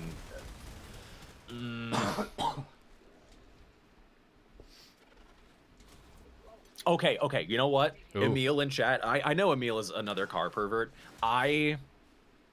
Saddest, wettest, pathetic cars I think are Jeeps. Straight up. Jeeps. Really? I hate Jeeps. Like, yeah, they're tough, they're reliable. You can like. My father let me drive the Jeep as like my first car and said it was the best bang for your buck vehicle money can buy. That's not true. And it's like my funniest joke I have ever told. That it went bang a lot and cost me all of my buck. The amount of times I had to replace a fucking wheel cylinder on that thing, and how many times my brake pedal sank all the way to the floor. Oh my, that is just so trying scary. To get to work. It was scary. The weird thing is it still stopped. If you put the pedal all the way to the floor, it still stops somehow. But I don't want to have to fix my axles with tree branches. I want the car to just fucking work. Right. Thank you very much. Yeah. Like, it was pretty tough. It lasted, but God, it broke a lot. I think they're sad, sopping beasts. They have an entire culture about them. My editor... Has anyone in chat heard of Jeep ducking? My editor is, like, obsessed with Jeeps. Like, he loves going off-roading and shit. He really wants a Toyota Hilux, but they're illegal to import. Really? Yeah. But he wants a Jeep. Mm-hmm. I have respect for them. I have respect for people who own them. It's just like, I could never fucking do it again. It was terrible. Right. Well, you also seem now like you got I drive one a secondhand. 40-year-old BMW. Yeah, people cry out for a reasonably priced small truck, but also, like, the Hilux is a well-made car. Oh, yeah. Yeah. You could drive that thing through a hailstorm. Mm-hmm.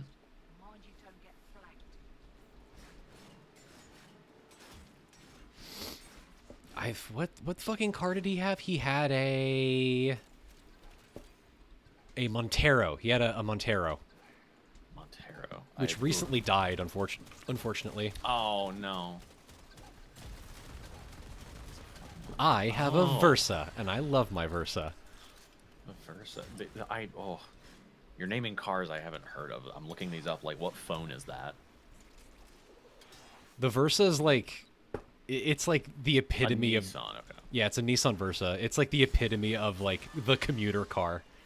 The car, yeah. It's the commuter car, but it's a Nissan, so... Pooper car. Well, come on now. Likely to break down. Eventually. It's been, like, shockingly good for me so far. Yeah. Like, I've only had to take it in, like, once or twice. I've had it for, like, almost 10 years now. I have fucking... Okay, 10 years. When... Because I know Nissan bought, like, Renault or something, and then their CVTs went to shit.